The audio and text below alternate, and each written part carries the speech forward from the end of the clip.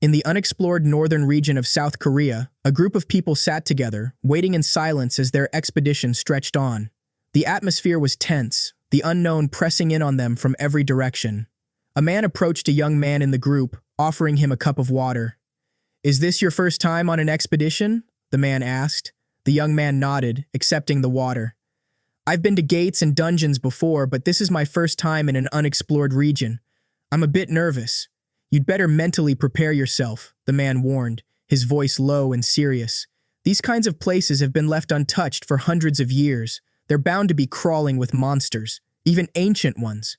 "But our expedition team leader is from the famous Marshall Lee clan, right?" the young man asked, hope flickering in his voice. "I heard he's the patriarch's brother. He must be really strong." The man gave a scoff. "You mean Lee Cheol, the Marshall Lee clan's 9th illegitimate son? He's nothing, banished from the clan for his weakness. No talent, no tenacity. At his age, he's still only a 7th-rank martial artist. How can we depend on someone like that?" Just then, a masked man's voice cut through the conversation. "We'll be moving again. Expedition team leader." Lee Cheol, standing nearby, responded quietly. "All right." But something about the situation felt off. The Shadow Sword Squad, a direct affiliate squad of the Marshall Lee clan's patriarch, was supposed to be protecting them. Yet, an uneasy feeling lingered in the air. Lee Cheol's thoughts wandered. There was a time when he had dreams, when he first realized the weight of being part of the Marshall Lee clan. Back then, he was chosen by the highest-ranked weapon during the steel selection ritual. It felt like a sign that if he worked hard and sought acknowledgement, one day he might be recognized. But reality was cruel. A master had once examined him, marveling at the strange nature of his mana paths. They were unsuited for magic, and his martial arts would lack stability. The master had declared that reaching the 9th rank would be a miracle for Lee Cheol. When word of his condition spread, his achievement at the steel selection ritual was dismissed as a fluke, a mistake. Even so, Lee Cheol trained harder than anyone, managing to reach the 7th rank by the age of 25. He was genuinely happy, even if his siblings had reached that rank as minors. That joy, however, didn't last. At 30, he was cast out of the clan. If not for his older brother, he would have left as a corpse. Since then, he had been on the run for 10 years. In that time, chaos spread across the land. The unexplored regions expanded, and monster invasions grew more frequent.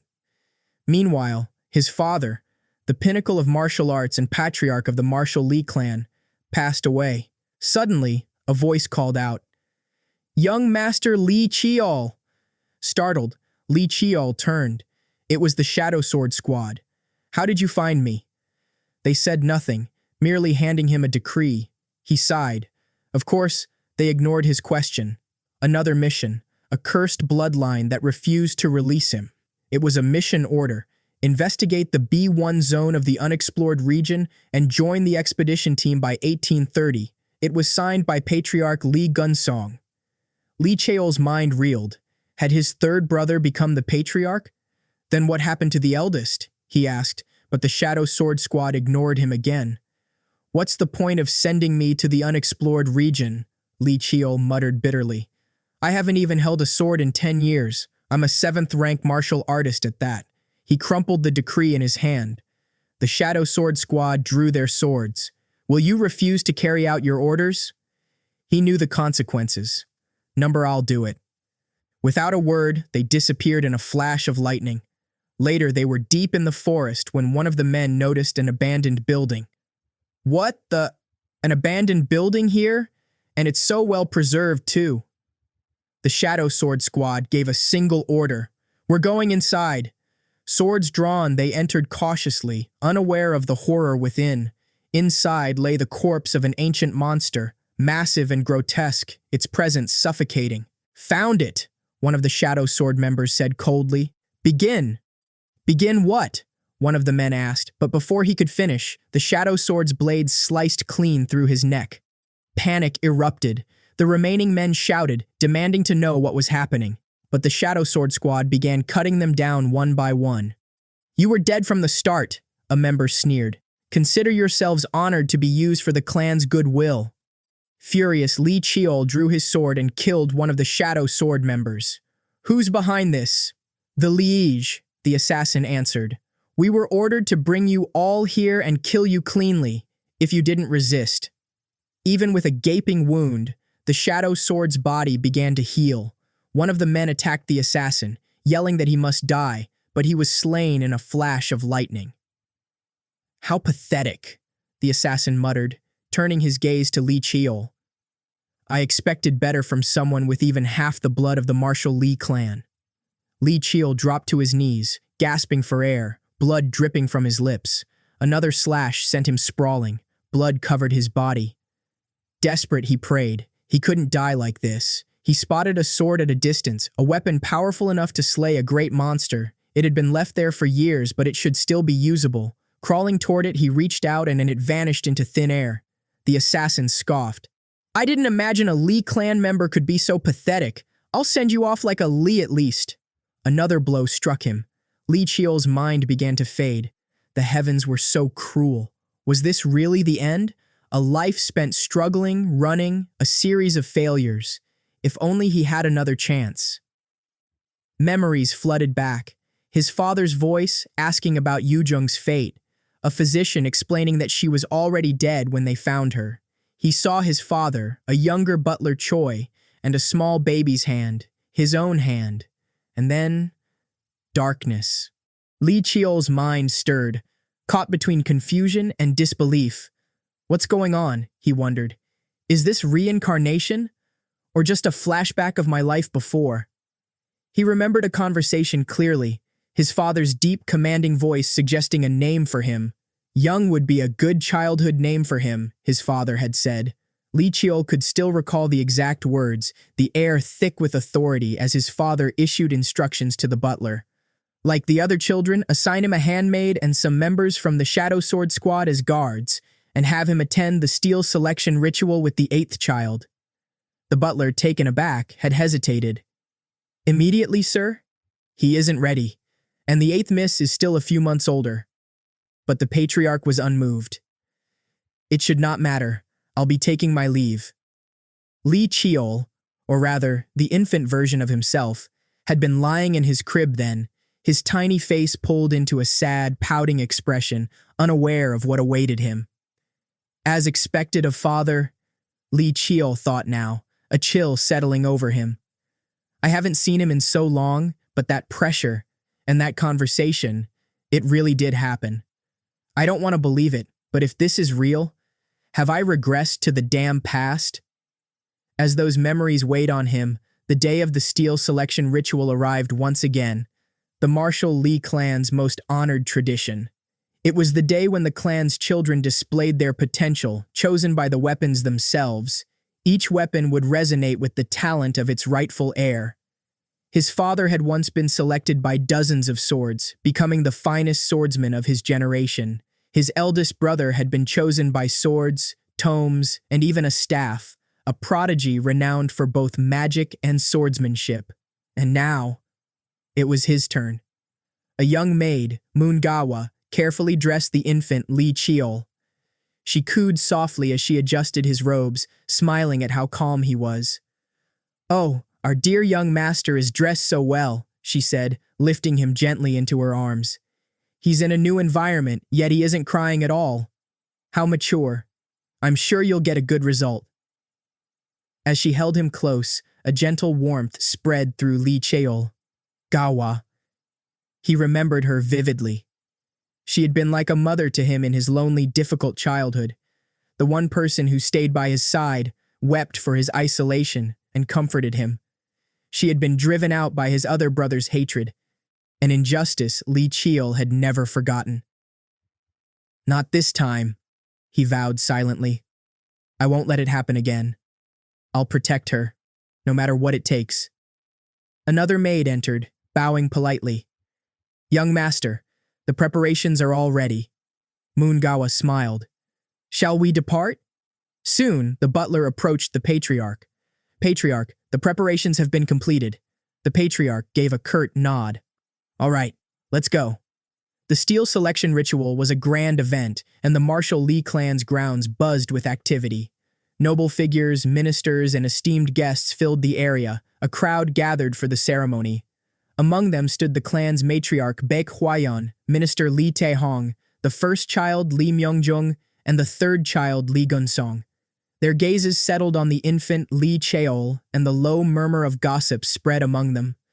"Isn't that the illegitimate child brought in from outside?" one of them whispered.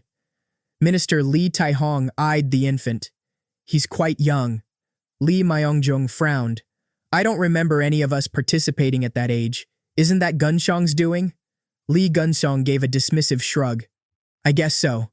I don't know where he came from, but I'm intrigued." The patriarch standing before the gathered crowd lifted his arm. His voice rang out with authority. "Let the steel selection ritual begin. Bring Hwa here." A maid gently brought forward a young girl. The patriarch picked her up, setting her down on a soft cushion. From his robe, he drew a small knife and made a shallow cut on her finger. The child whimpered in pain as blood dripped onto the altar. The assembled weapons stirred. Among them, the relic-rank sword of utmost prestige, the ivory sword, long unresponsive to anyone for generations, shuddered and began to glow. It had chosen her. The maids bowed deeply. "Congratulations, miss. Another talented child has been born to the family. It's a true occasion for the clan." The matriarch Baek Hwayeon nodded in satisfaction. "Thank you." The patriarch gave a sharp command. And continuing, Young's ritual will commence. The murmurs began anew. "It's him, the illegitimate child from outside, right?" Someone scoffed. "Tsk. How could a bastard be allowed to participate in the ritual?"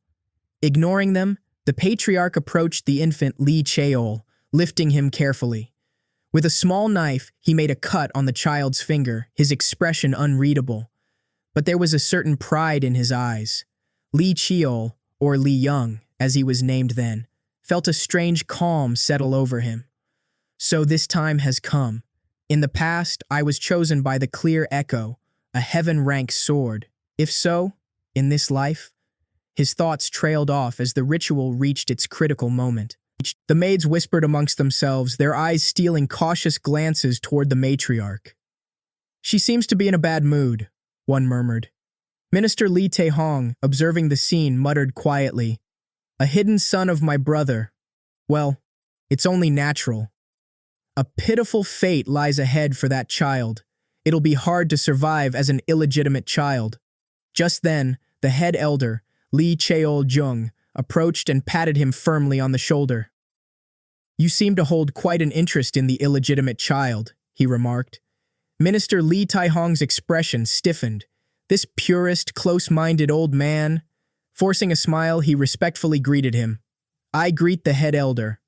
Lee Tae-hong could not easily read Cheol-jung's intentions and knew it wise to stay alert.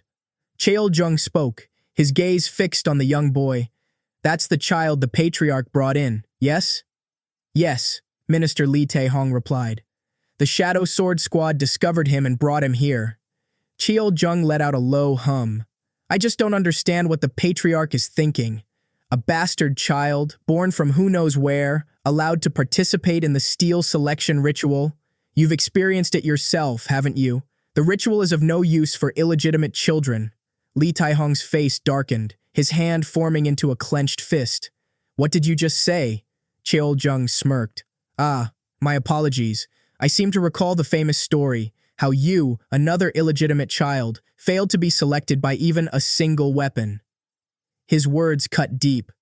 In the end, a bastard's child is a bastard's child. He must know his place. With a sharp clang, Cheol-jung struck the ground with his sword, causing a brief hush. "I'll not tolerate such insults any further," Lee Tae-hong barked. But before the quarrel could escalate, both men's attention snapped toward the platform, their expressions shifting to shock. Lee Cheol-jung's eyes widened. "How can this happen?" Minister Lee Tae-hong, a twisted satisfaction curling his lips, muttered, "I'm seeing this with my own eyes, yet it bewilders me." Before them, weapon after weapon resonated in response to Lee Young's blood. Masterwork, sanguine spirit spears, iron-welded blades, relic-grade divine swords like Mahu, and even the responsive dragon, a relic crossbow, all stirred at once. The impossible scene unfolded. Even weapons with existing owners trembled toward him. First child Lee Myongjong watched in disbelief. "Gunshong, can you believe this? Our youngest brother must have some truly unbelievable talent." Gunshong nodded slightly. "It appears so." The gathered crowd buzzed with alarmed whispers. "Is something wrong? How could this be? An illegitimate child shouldn't be capable of this." Yet no one could deny what they saw. The steel selection ritual, sacred and infallible, could not be wrong. Patriarch Lee Jungryong raised his hand. Silence. The assembly fell quiet. "According to the laws of our clan," he declared, "all weapons that have chosen Young rightfully belong to him. However, the situation is not simple. I will accept suggestions." Minister Lee Tae-hong raised his hand. "I have a suggestion." "Yes, Minister? Speak." "Even if it is the law of our clan, bestowing all these weapons upon him goes against the meaning of the steel selection ritual, which must continue for generations. How about we allow him to choose a single armament for himself?" The patriarch considered it. "Not bad. I'll take your suggestion." He then turned toward Lee Young. "Now, my son, pick. Which weapon would you like?" Lee Young, his mind alert despite his infant form, grasped the gravity of this moment. "I don't know why this is different from my past life, but this is good for me. I'll make the most of this." Before him were weapons of legend. Frach, the dragon-slaying sword, the holy spear, forged from the remains of a sainted white whale. Valheim, a staff born from the world tree where Fae slumber, and the celestial sword, forged at the hour when sun, moon, and stars aligned. Weapons beyond measure awaited his decision. The patriarch pointed out one weapon in particular. "That sword, it was discovered by our founder in unexplored lands, covered in dust and veiled in mystery. No one has ever unlocked its hidden power. Black Twilight. It's been kept alongside our heaven-level weapons as a symbol of its connection to our founder. Not a single one of my ancestors was chosen by it. Is this a meaningless decision made by a newborn, or could it be the will of the heavens?" Lee Young's gaze fell on Black Twilight, and with that, his choice was clear. The patriarch held him up high. "Lee Young has chosen Black Twilight." The steel selection ritual was officially concluded. At the back, Matriarch Baek Hwayong's expression soured as she watched the scene. "Lee Young, the illegitimate, what a nuisance. If it gets in the way, I'll have no choice but to remove it." 9 years had passed. The seasons had cycled in quiet repetition within the vast estate of the esteemed Marshall Lee clan. Now a soft light filtered through the morning mist as Lee Young prepared to head out for training. He stood at the entrance to his quarters, calling out calmly, "Nanny, I'm going now." At once, Moongawa's voice reached him, laced with worry. "Oh my, young master, let me come with you." But Lee Young, indifferent, dismissed the offer with a shake of his head. "I'll go by myself." Still, the old woman, ever protective, followed after him with hurried steps. "But the other training zones are empty. Why are you going to Zone 1? Without looking back, Lee Young answered coolly, "There's something waiting for me there." As they crossed the grounds, the sharp sounds of swords clashing and practice shouts drifted toward them from another training area. Baek Hwayon, the clan's 8th child, was instructing a younger girl in Zone 7. "You'll hurt your hand holding your sword like that. Do it again. A vertical slice," Hwayon ordered firmly. Lee Young cast a passing glance toward the scene. "So it's the 8th, he murmured. Moongawa tensed beside him and hastily scolded, "Young master, you must call her older sister. If anyone hears you—" "Tch," Lee Young clicked his tongue. "We're only 5 months apart. Older sister my—" Though harsh, his tone carried neither jealousy nor fear, only cold detachment, as if cutting himself off from what should have been sibling ties. At that moment, the girl being instructed protested irritably. "Seriously, sir, why do you keep nagging me like this?" Her small hands clenched tightly, her face flushed with anger. The instructor spoke gently, trying to soothe her. It's for your own good, young lady. Please calm yourself. If you keep practicing, you'll improve. Lee Young pointed toward the man. Who's that poor guy anyway? Moongawa, though hesitant, answered honestly. That's Commander Baek Lee Hyun of the Ebony Squad. A commander, huh? Lee Young scoffed. A waste of talent teaching a 9-year-old. Moongawa sighed heavily. I wish a teacher worthy of your skill would appear soon too, young master. Whatever, Lee Young muttered. Guilt flickered in the old woman's voice. Forgive me for not looking after you properly. While young lady Hua eats nutrient-filled baby food, you… Stop, Lee Young cut in firmly. You're doing this again. I told you. I'm always grateful to you. Moongawa's eyes misted over. And besides, Lee Young continued quietly, I don't need teachers like them. Those people cling to this clan's name and prestige. I've already got good teachers. Leaving her behind, he made his way toward Zone 1. The esteemed Marshall Hall stood there. Old, vast, and mostly abandoned. Once, it had echoed with countless footsteps, but now few came here. The old weapons inside were faded relics of the past. Stepping into the dusty hall, Lee Young scanned the room until something caught his eye. Ah, there it is. He reached for a sword resting on a stand, its hilt worn from long use. Should I use this one today? Ever since his regression 9 years ago, Lee Young had awakened a strange ability. He could read the memories embedded in objects, especially weapons. Focusing, he let his mind open to the sword's lingering echoes. The basics, he murmured. They're the same whether it's beginner's swordsmanship or advanced forms, top to bottom. What did this sword remember? The older the weapon, the clearer its memories. Lee Young had long grown adept at tracing those remnants. Gripping the sword, he took his stance. 7-star sword, first form, crimson wind. His blade cut through the air, clean and precise. Phew, he exhaled, satisfied. Finally completed the 7-star sword. For the past 2 years, Lee Young had silently mastered nearly every technique held within these forgotten weapons. Very good, he nodded, pleased. It's been a while since the 7-star form felt this right. Just then, a familiar presence appeared behind him. Uncle, Lee Young greeted without turning. Lee Tae-hong stood at the entrance, broad-shouldered, his face marked by years on the battlefield. Though not of the main bloodline, he was one of the clan's most respected martial artists, and one of the few relatives who had ever truly cared for Lee Young. I greet you, Uncle, Lee Young said respectfully. Tae-hong smiled faintly, ruffling the boy's hair. No need for such formality. He studied the boy for a moment, his expression a mix of pride and regret.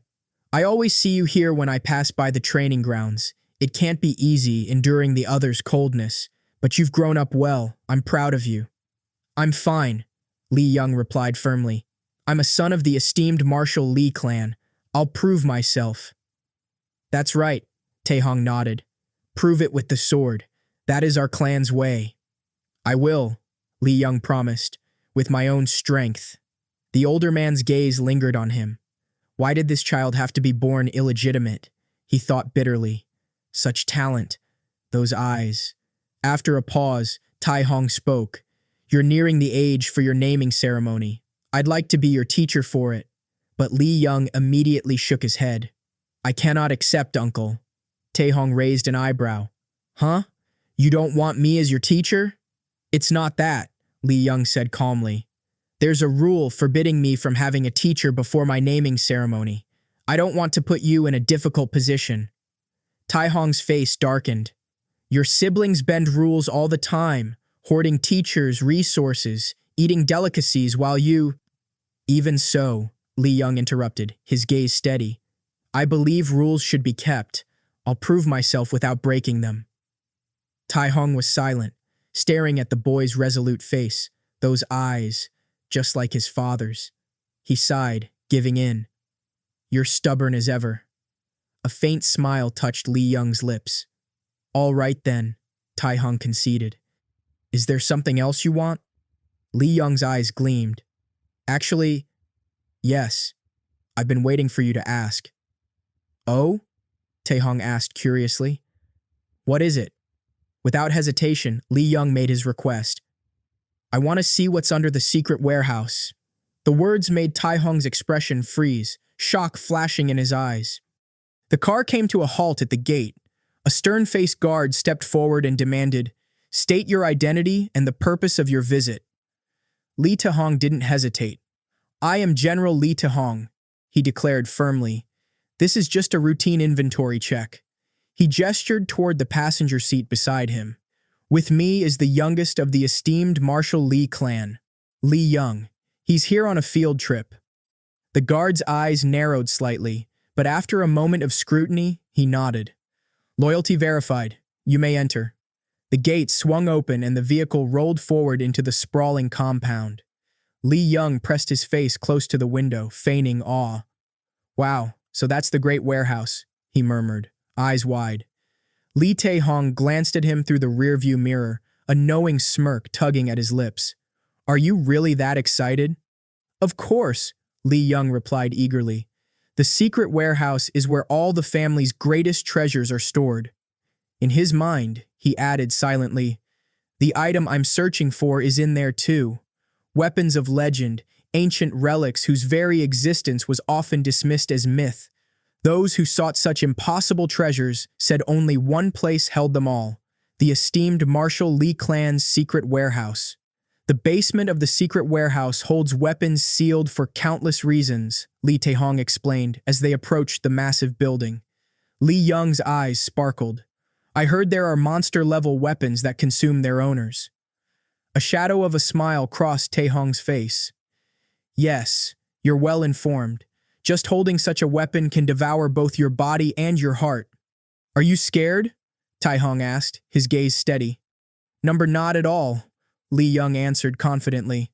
Don't worry, even we can't enter such a dangerous place, Taehong said with a calm finality. I'll conduct my business from upstairs. You take your time looking around. Yes, uncle, Li Young replied, letting out a quiet sigh. It's not easy, pretending to be an innocent kid. He recalled what he had learned. The secret warehouse's basement, also known as the graveyard of weapons, was where countless relics lay sealed, and the reason he had come this far was to find a specific weapon. Boundless. Normally shaped like a dagger, it could change length, shape, weight, and other properties freely when infused with mana. Li Gunsong, who had discovered Boundless in this secret warehouse before Li Young's regression, had earned the title Ever-Changing because of the weapon's overwhelming irregularity and diversity. That very title had propelled Li Gunsong, the clan's third child, to become patriarch instead of the eldest, the expected heir. Li Gunsong had later found Li Young in hiding and purged him. That much was all Li Young knew for now. To prevent history from repeating itself, there was one task he must accomplish: find Boundless first. It would take time, but he would search every weapon until he found it. He tried one dagger after another, but none was the right one. Ha! Li Young muttered, frustrated. I've been checking every dagger-looking weapon for an hour now. Still no sign of Boundless, but it has to be here somewhere. He scanned the rows of weapons meticulously. Then he noticed a display stand in the corner and walked toward it. Among the rusted relics, something caught his eye. Picking it up, he frowned. It's so rusty. How did it get this bad? Suddenly, a strange sensation washed over him. Why now? He wondered, confusion tightening his chest. Where was he? Without warning, his surroundings shifted. He was no longer in the warehouse, but transported somewhere else entirely. This must be a memory inside that rusty dagger, Li Young thought, astonished. It feels different from the other weapon memories I've read before. So vivid, as if I truly exist here. Before him rose an overwhelming presence, primal and terrifying, a monster ancient enough to make nature itself recoil. From a blue vortex emerged a creature of apocalypse-level terror, one that had swallowed entire civilizations long ago. I'm going to die, Li Young thought in horror. There's no way I can fight or defeat that. I have to run. He felt something move behind him. He tumbled to the ground, startled. When did he get behind me? A single blade stroke flashed, powerful enough to split his enemy cleanly in two. Chaos erupted everywhere. No way! Li Young breathed, astonished. He defeated it with one strike? His mind raced back to the earlier figure. The person stepped forward and spoke sharply. Who are you? Li Young froze. He saw me. The stranger's voice softened, but was still resolute. Why are you here? Out of mercy, I will send you away painlessly. No, Li Young whispered, refusing. Suddenly, he was pulled back to reality, emerging from the memory. What was that scene just now? He asked himself, breathless. The crushing pressure that had weighed down his entire body still lingered, as real as if it had happened moments ago. He looked at the dagger again and carefully sliced his finger. I will become the master of the 10,000 soldiers, he declared with quiet determination. Testing a few sword movements, he grinned widely. I've found boundless. Happiness bloomed within him like a long-awaited victory. Li Young let out a deep sigh of frustration. Another failure. It had been a week since he obtained Boundless, the dagger-like weapon he found in the underground secret warehouse. To avoid drawing attention, he had transformed Boundless into a ring and now kept it hidden on his hand. Yet the memory of that mysterious moment still haunted him. What was that back then? He muttered to himself. The movement, the technique, that man had used was called the Split Demon. The man had only shown him the technique briefly, probably thinking it was too early for Li Young to learn it fully. Despite the overwhelming power behind the move, the gracefulness of that man's movements left Li Young awestruck. No matter how hard he tried, he couldn't replicate it, but he reminded himself not to rush. Before his regression, he had been an outcast, unable even to inherit the family's basic martial arts techniques.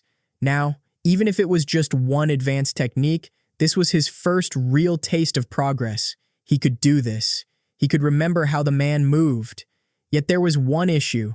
Li Young was only a 9-year-old child. Trying to mimic the movements of a fully grown adult wouldn't be effective. Instead, he needed to adapt the technique naturally to fit his body. He steadied himself and said quietly, All right, I think I've got the hang of it now. The next challenge was solving the problem of mana utilization. No matter how many times he tried to replicate the way mana was used in that memory, he always failed. It felt as if he was forgetting something crucial. There was no other option but to keep trying. Just as he prepared to begin practice again, a voice interrupted him. Child, where did you learn that skill? Li Young looked up to see a girl with dark hair and brown eyes. She must be a direct descendant of the esteemed Marshall Lee clan. Who are you? He asked, curious. The girl appeared surprised. Me? You don't know me? I guess you might not. I don't really go outside often. She smiled faintly. What's your name? Young, he replied. Yol? What a unique name. I'm Li Gyongha. Nice to meet you. Recognition flashed through Li Young's mind. She was his youngest aunt, Li Gyongha. He recalled what his uncle Li Taehong had said about her before his regression. She was different from the others, someone their grandfather disliked. Gyongha eyed him carefully. More importantly, you seem rather fragile. Li Young suddenly collapsed to the ground, frustrated. Why can't she consider the possibility that I'm stupidly strong, he thought. So, child, she said, crouching beside him, where did you learn that skill? Why do you ask? He asked warily. What you just used was ancient martial arts. I really love old martial arts. That's why I'm curious. Ancient monsters lived long ago too, you know. Anyway, here's a gift. She extended her hands, holding out a diary. A gift? Li Young blinked in surprise. Yeah, open it. Li Young flipped through the diary. The handwriting was difficult to read, but inside were notes on mana techniques and martial arts, many of them at a very high level. He had thought the rumors about his aunt weren't true, but now he wasn't so sure. What is this? He read aloud carefully. Gyongha smiled faintly. Oh, that part? Those are old mana techniques based on the mana paths. Back in the past, only mana paths were used, not mana circles, which are the basis of modern mana techniques. Nowadays, mana is stored in the heart. But is it right to treat the old mana techniques as garbage? Li Young shook his head. I never thought about it that way. Maybe those old mana techniques were better than what we have now. That's probably why so few records remain. I've been researching amplification and transformation techniques, boundless mana techniques.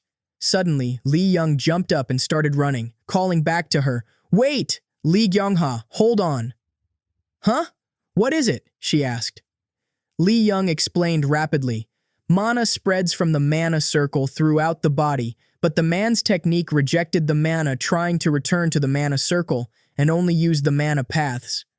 That's the mana utilization technique I couldn't understand before. This will work. His heart raced as he concentrated, and finally, it happened. I did it. It was a success. Gyung-ha caught him in her arms, her eyes wide with surprise. That was an amplification technique, right? Yes. How did you do it? Lee Young shrugged. I just did it. But how? Why do I have to tell you that? Gyung-ha's eyes softened. You figured it out with the notebook I gave you. That notebook's all I read. I've been searching for a way to use it for over 10 years, even after I was kicked out. Please, what do I have to do for you to tell me? Lee Young paused, then said seriously, Promise me 3 things. All right, what are they? She asked. First, don't talk about me to anyone unless I give you permission, even to my eldest brother and father. Why? I don't like the idea of people talking about me. She nodded in understanding. Okay, I'm the same way. Lee Young noticed a trace of sadness in her expression. Second, don't lie to me anymore. We need to trust each other. I'll tell you the truth too. Gyung-ha agreed quietly. All right, what's the last one? Lee Young took a deep breath, preparing to reveal his final condition. 1 year later, Lee Young was deep in his practice when Nanny Moongawa suddenly came running, calling out his name. Lee Young, she called, handing him a letter. Take a look at this. Curious, Lee Young glanced over her shoulder as Lee Gyung-ha appeared behind him. He carefully opened the letter and found it was a summons order for the naming ceremony issued by the proxy patriarch Lee Myung-jung. Is father not home right now? I didn't hear anything about an expedition, Lee Young asked. Nanny Moongawa grabbed her hair in frustration. A naming ceremony? What's wrong with it? Lee Young questioned. I finally got the hang of it, she said softly. Her voice edged with emotion. I need your guidance more than ever right now. You'll have to stay for a while if you go to the naming ceremony. No, don't go. Lee Young took a deep breath. It's been a year since the deal. We've been researching mana techniques all this time. The modern ones that use mana circles as their core, the ancient ones based on mana paths, and even a few that combine both. Aunt Gyung-ha said successfully combining them was her dream. By accumulating mana, transforming its traits within the mana circle, and controlling and utilizing it through mana paths, I've been able to use mana more efficiently than others my age. Gyung-ha's voice trembled slightly as she pleaded, Do you have to go? Can't you stay? Studying mana techniques is more fun. Lee Young smiled faintly but shook his head. You know I have to go, but don't worry, it won't be long and I'll continue our work while I'm away. How? You'll be super busy with lessons, Gyung-ha said, eyes full of concern. I'll continue training, researching mana techniques, and recovering ancient knowledge all at the same time, Lee Young promised. Their training had already begun when the Blood Tiger Squad's group leader, Instructor Jang-wook, addressed the students. We will begin today's training now. First, you will endure magic attacks for 30 minutes. Jang-wook silently thought to himself as he watched Lee Young. He had expected the boy to fail immediately. After all, Lee Young had never received even the most basic training. Yet now, the child was using his mana techniques to deflect every attack. The boy was pushing himself harder than the 8th daughter to prove his skill, demanding more challenging lessons. But he was only a 10-year-old illegitimate child. Dismayed at his own prejudice, Jang-wook muttered, Calling him an illegitimate child after seeing this would be rude. I'd better reflect on my past behavior. I will do my best to teach him everything I can. This will be more than just lessons for the naming ceremony. After the exhausting training, Lee Young stretched his body and sighed. I'm done. What an insane household. Throwing a kid into a device that constantly activates magic attacks to build resistance. I didn't expect an apology for it. I did notice their tone toward me is changing, though. First, I'll rest a bit. Suddenly, Li Hua appeared, calling out sharply, "Hey, we need to talk." Li Young pushed her hand away. "What are you trying to do right now?" "Watch your mouth," Li Hua snapped. "I'm a legitimate child and you're not. I'm also 1 year older than you." In a calm, steady voice, Li Young replied, "I don't want to deal with this. I don't have time to talk." Li Hua's frustration boiled over. "Don't ignore me!" She unleashed Mana in anger, but Li Young quickly grabbed her by the collar and choked her. "If you want to whine and cry, go do it in your mother's arms. I'm busy enough, don't bother me." He released her, and she shouted, "This is all your fault. Because of what you did at the steel selection ritual, I'm always compared to you. Why can't you just screw off and be invisible like any other illegitimate child? It's not fair. I can't even sleep at night. I don't get snacks. I'm always training. But you were just born talented. I didn't want to, but mother—" She stopped herself. Li Young stared coldly. "You can't sleep? Then don't sleep. If you can't catch up to me, even by skipping snacks, then stop eating. If you resent me, then do whatever it takes to surpass me. Then you can get an apology from me. That's how this family works." Li Hua clenched her fist and spat. "Arrogant." Yelling back, she declared, "All right, I'm going to do so much better than you at the naming ceremony. I'll make sure you beg for forgiveness. Don't forget that." Li Young smiled. "Yeah, I'll be looking forward to it." At the Section 7 training hall, reserved only for those of direct lineage, Baek Hwayeon was greeted by the maids. "Leave us. I must talk to my daughter," Baek Hwayeon instructed. "Yes, ma'am," the maids replied, stepping away. Baek Hwayeon found Li Hua practicing. "What are you doing?" Li Hua looked up, surprised. "Mother, I was training." Baek Hwayeon frowned. "I heard how you lost. I'm sure I told you. You should break your rivals. I'm disappointed in you. You'd better quit this too if you're just doing it to avoid getting lectured. I don't even want to lecture you anymore." Li Hua responded firmly, "I know. That's why you think I'm training. But I'm training because I want to." Baek Hwayeon's eyes narrowed. "What?" Li Hua said, "I will beat him no matter what. Not because you told me to, but because I want to. I'll do this on my own." Baek Hwayeon's face hardened. "You mean to tell me you're motivated by some child? You're a legitimate child of the Lee clan. You and he have fundamentally different standings. You winning against him should be a given, but instead, you're motivated by him." She handed Li Hua a vial containing a lethal poison called dreamlike trance. Baek Hwayeon's voice was cold and resolute. "If you can't surpass him, then trample him. That is this family's way." Moongawa shook her head in disbelief. "This makes no sense," she muttered. Li Young glanced at her, a small smile playing on his lips. "What do you think, Nanny?" "No more worries now." Moongawa looked at him with warmth. "I haven't done anything for you, young master, yet you've done so well." Li Young shook his head. "You haven't done anything?" "Don't say that." Just then, Lee Gyeonghwa came running over, cheerful and full of energy. "Baby, let's go training." Li Young yawned. "I just finished training." "That's why we have to go. Training your mana arts helps relieve your fatigue," she said, grinning. "I've never heard of such an effect," Li Young replied skeptically. "It's true, probably," Lee Gyeonghwa said with a nod. Li Young shrugged. "Well, it's fine. I had something to show you." Her eyes widened in surprise. "What? You have attained your first star?" Li Young began explaining. "Normally, you have to undergo 3 stages of mana arts. The Iron Body stage, where you strengthen your body, the Qihong stage, where you change the nature of your work mana, and the Extraordinary Ability stage, where you demonstrate supernatural abilities through mana. But Ant's mana arts are different. Even if it's the same first stage, you can do different things and show more abilities. That's why her mana arts are divided into stages of the stars." Lee Gyeonghwa nodded approvingly. "Perfect, that's definitely 1 star. Isn't it awkward learning how to use your mana paths? I thought it'd take another year." Lee Young shook his head.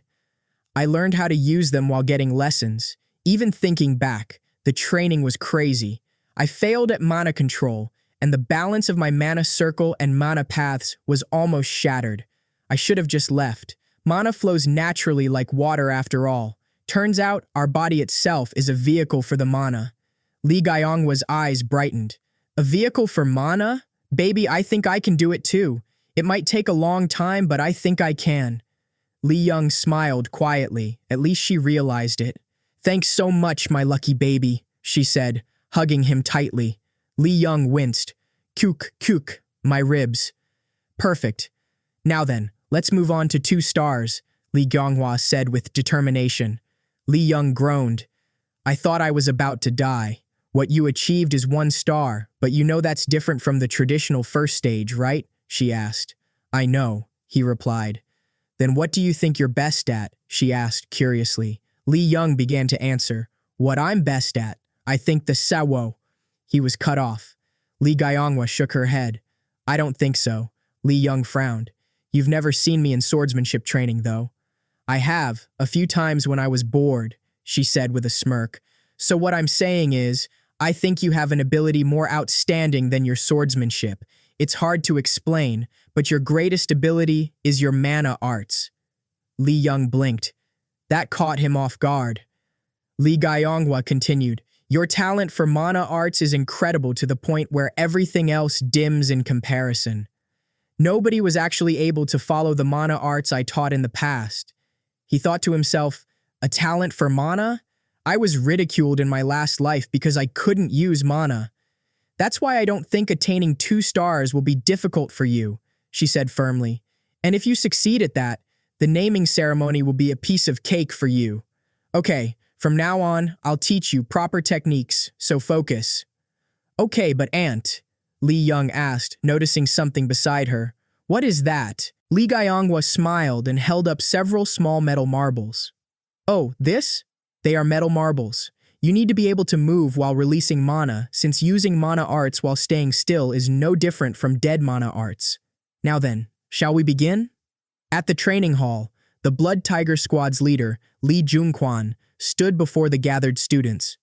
From now on, I will teach you the esteemed martial Li clan's secret techniques. Choose the weapon you use and come. I'll give you 1 minute. Don't dawdle. Yes, sir, the students replied and scattered to pick their weapons. Li Young and Li Hua bickered quietly. Oh gosh, what are you staring at? You have something to say? Li Young asked. Who's staring? I have nothing to say, Li Hua retorted. Hey, you use a sword too. Nope, Li Young answered. Li Hua looked confused. What? But every time you train in weapon arts, you definitely… Li Junquan interrupted sharply. What are you doing? Li Young replied, You told me to choose a weapon and come, so I did. Li Junquan's eyes narrowed. I definitely told you to bring the weapon you use. These are the ones I use, Li Young said calmly. Li Junquan sighed heavily. I thought you weren't dumb, but turns out you're a complete idiot. He raised his voice. Remember what I'm going to say from now on. I said I'll teach you the clan's secret techniques, but I'm not teaching you the postures or skills. There are many secret arts called enlightenment in the esteemed martial Li clan. In order to learn those secret arts, you need the basics. You need to awaken the 6th sense, sleeping in your blood. I will awaken your sense now. Don't have too hard of a time waking up your 6th sense. Li Hua looked worried. What is he gonna do? Li Junquan warned. If you don't want to get knocked unconscious from the beginning, prepare yourself. He suddenly lunged at Li Young to knock him down, but Li Young blocked the attack. Prepared, Li Young muttered, his mind already bracing for the intense training ahead. Shit, I think I'll have to do this crazy stuff again. I didn't receive this training properly before I regressed, but this life will be different. The training had been going on for a month now. Both Li Hua and Li Young gave their all, attempting repeatedly to knock down their training master, Li Junquan, but all efforts were in vain. Li Young reflected on the harshness of the regimen. The training was so grueling that bones felt as if they might break, and internal injuries were common. It was far from the kind of training any 10-year-old should endure, yet he was determined not to complain. Slowly but surely, he was starting to get the hang of it. Li Hua, catching her breath after another failed attempt, asked if she had passed out again. Li Young confirmed it was the 22nd time for her, though he himself had fainted 16 times. She lamented that she wasn't prepared, while their master observed quietly. Li Junquan noted that Li Hua had an exceptionally sturdy body. Despite his hard attacks, she had never suffered serious injury. As for Li Young, although he initially seemed foolish when he brought an armful of weapons, it was clear he was proficient in all of them and knew how to use them well. After a month, he was beginning to improve, which piqued the master's interest. Resume training. Back to your positions, Li Jungquan commanded. Li Young then whispered to Li Hua, offering to give her a signal so she could block the master once, to create an opening for him. Li Hua questioned why she should, but he insisted it was just a chance to land a good attack. She agreed with the condition that he would owe her for it. Inside, Li Young knew his skills weren't enough to win outright, so he had to rely on teamwork. Li Jungquan recognized the tactic. Working together, huh? Not a bad decision if it goes according to plan, he said. At Li Young's shout of now, Li Hua launched an attack. Seizing the moment, Li Young unleashed his ultimate technique learned from the Boundless, the Split Demon. The move connected successfully. Li Jungquan was shocked. You blocked that? Li Young collapsed, blood oozing from his mouth. It's been 37 days. Congratulations on awakening your sixth sense. You still have a long way to go, but that's it for today's training. Li Hua grumbled about his failed plan, but Li Jungquan praised Li Young's combat sense, admitting he had broken his own rule by using mana to try to stop him. Despite the small amount of mana used, Li Young's ability to judge and adapt had impressed him. The elders of the Li household would come to fear this boy in time. Li Young then recounted that Li Hua awakened her sixth sense on the 47th day, and they both graduated from Li Jungquan's lessons. He spent his remaining time resting and reviewing everything he had learned. It was then that his eldest brother, Li Myongjong, arrived. Li Myongjong held the prestigious title of Twin Star, ranking nearly as a second-rank magician and martial artist.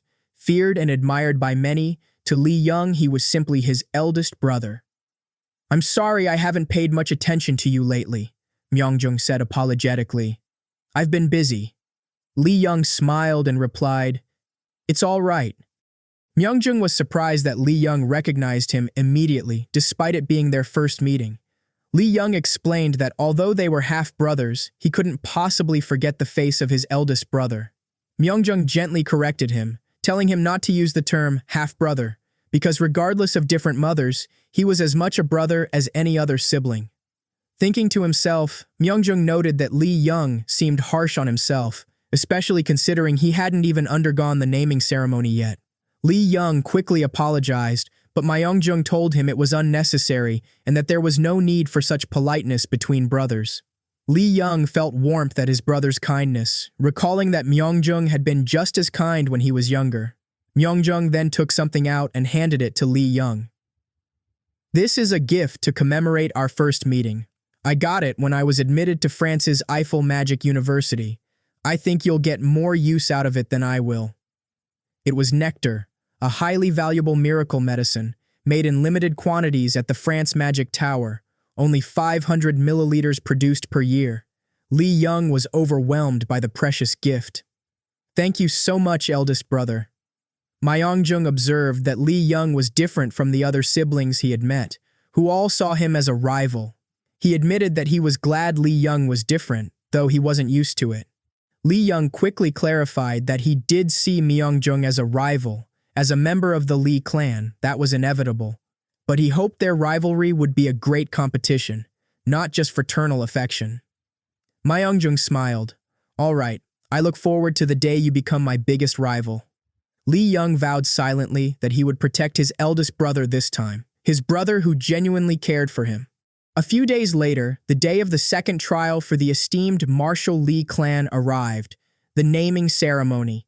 The setting was the Red and Blue Island, a place whose very land shifts color depending on the mana concentration in the atmosphere. This island had been the traditional site for the clan's naming ceremony since ancient times. The rules of the ceremony were clear. The young lady and young master must survive on this island for 3 weeks to prove their worth. Each was given a device to track their location, which they were instructed to keep on at all times. The trial chamber would open 2 days after the 3-week period ended. Wishes of luck were offered to them as they prepared to begin. Before departure, Li Hua suddenly spoke up. Li Young, noticing her hesitation, asked if she had finally made up her mind about something she had been meaning to say. Surprised, Li Hua asked how he knew. He replied confidently that he could tell. She wanted to use a certain poison but was holding back. Li Hua revealed a small vial and explained, "This is poison. Its name is dreamlike trance. It only affects those under the age of 15. If exposed to air for more than 5 minutes, it evaporates. Once ingested, it causes your mana path to malfunction for a long time." When Li Young asked who had given it to her, she refused to say, then threw the vial away, making sure there was no evidence left. She declared firmly that she would beat him fairly without resorting to poison and that they both needed to take the trial seriously. Li Young responded that even if she hadn't said anything, he was going to try his best regardless. Li Hua nodded approvingly and advised him to challenge the center of the island once he got used to the environment, warning it was particularly dangerous. Li Young smirked. "I know. Are you worried about me?" "Ha! Worried? I'm worried you might die before we settle the score." They both looked up at the sky, and Li Hua turned to leave. Watching her walk away, Li Young silently affirmed to himself that his destination was not the outskirts but the center of the island. It was time to begin. True to form, the 8th child, Li Hua, had already finished her first assignment, hunting. The number of animals she had defeated was astonishing for her first practical experience. This performance was not surprising given her awakening, which had taken only 47 days. Li Jungquan commented that Li Hua wasn't originally this talented. She was expected to take 2 full months to reach this level. She had decent talent, but someone had provoked her to improve much faster. The 9th, Li Young. An old man nearby questioned what Li Young was doing. Li Jungquan explained that he seemed to be looking for a place to set up a hideout. The old man sneered, calling him a coward for hiding and running away, despite being an offspring of the esteemed martial Li clan.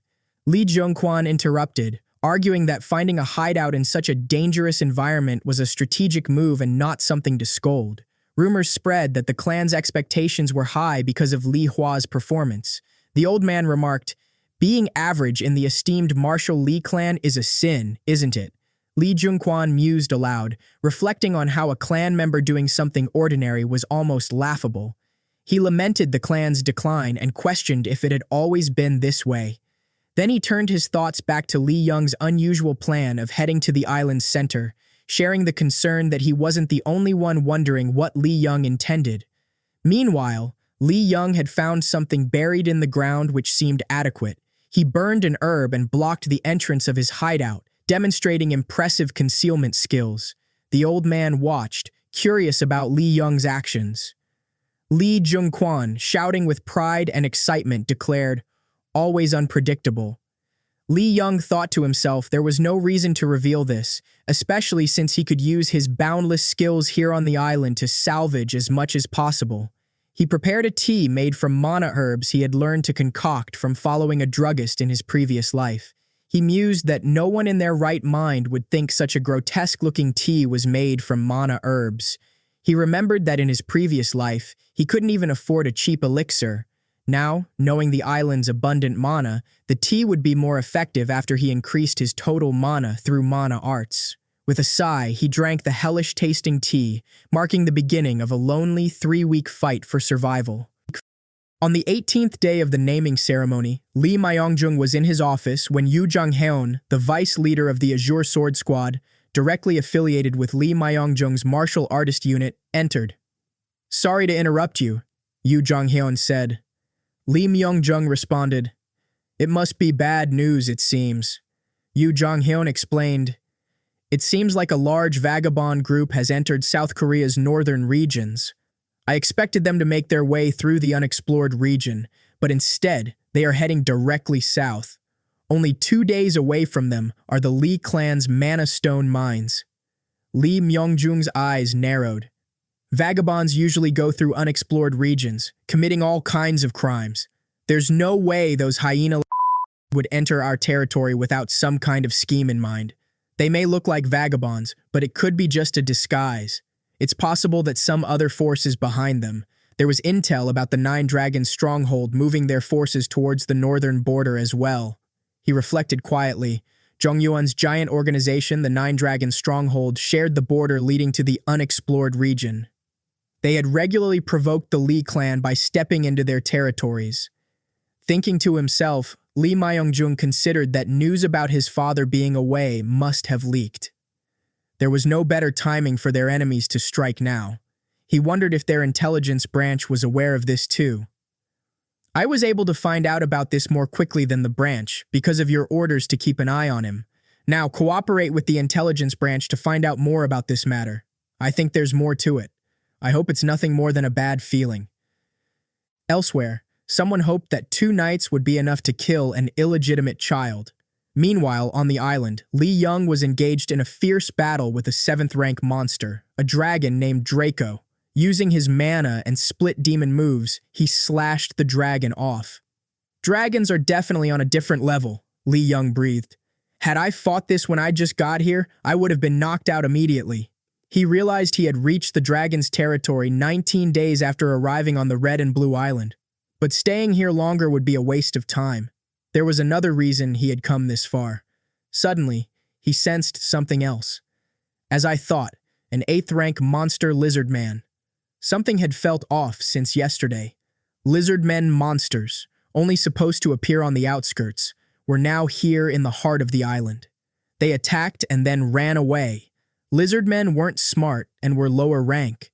Were they being affected by something external? If that was the case, Lee Young knew it. He ran and slashed another monster. Something happening once may be a coincidence, but twice now? I better follow them. Meanwhile, a confrontation martial fight gathered all the people of the Lee clan. Trainer Nishiyama Shuyo observed, "Those of the esteemed martial Lee clan's bloodline sure are peculiar. Just how did a boy so young manage to take on so many monsters alone? Though it should be fine. He's just a little kid at the end of the day, one who will surely fall for such an obvious trap. I'm sure I won't have to resort to Plan B." Hidden in the trees, Lee Young watched him. He was a bit doubtful because the trap was so blatantly obvious, but it really was a trap. The trainer had the ability to control monsters. Was he a trainer? How could an outsider possibly get in here? No, it wasn't impossible. If there was a teleportation spell circle set up here, that would mean this was the work of a Lee clan member. Should he just notify the household and wait for reinforcements? No, it would be too late by the time they arrived, and he wouldn't be able to find out who was behind this.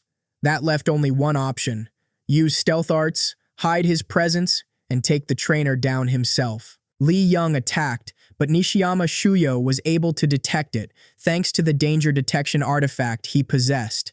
Now, Lee Young, with his sword in hand, stood in front of Nishiyama Shuyo at a distance. Nishiyama Shuyo spoke first. "The illegitimate child of the esteemed martial Lee clan, you're much better than I anticipated." Lee Young glared back. "Perhaps it's you who's weak." Without hesitation, Nishiyama Shuyo gave the command. "Attack him!" At his order, monsters surged toward Lee Young. Lee Young activated the Svenstar Sword's 3rd form, True Azure. However, something was wrong. He couldn't move his body anymore.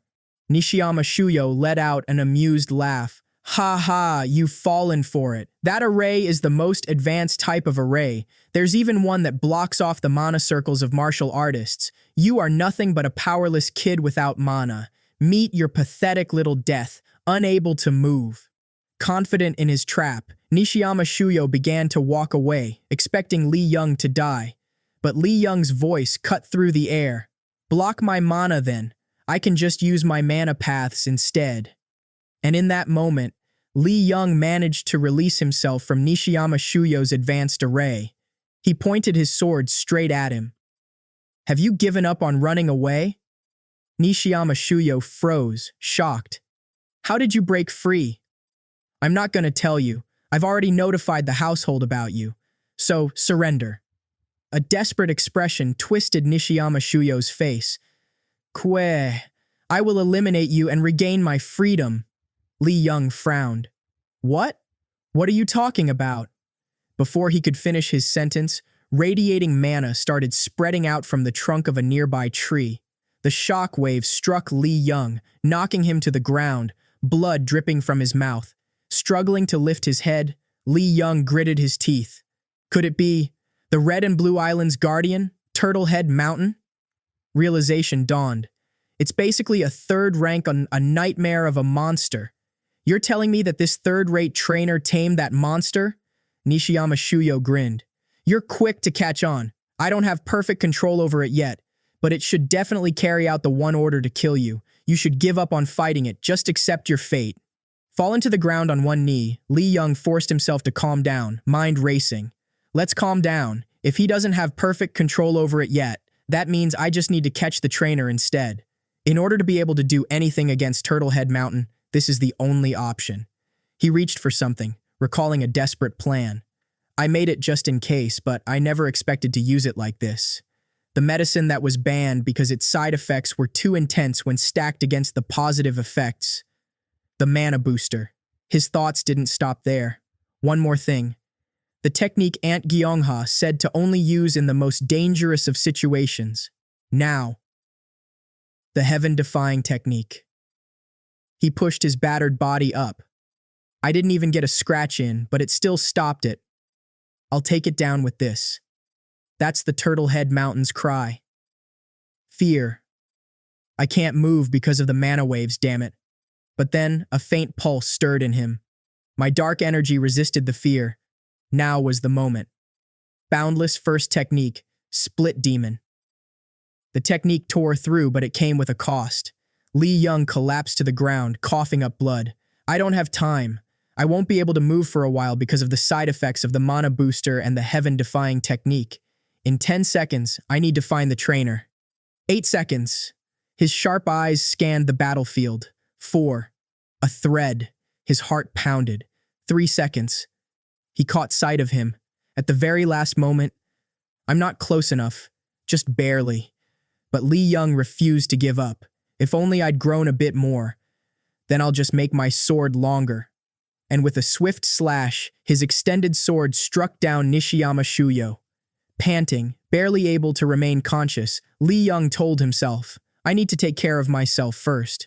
It's really over if I pass out right now.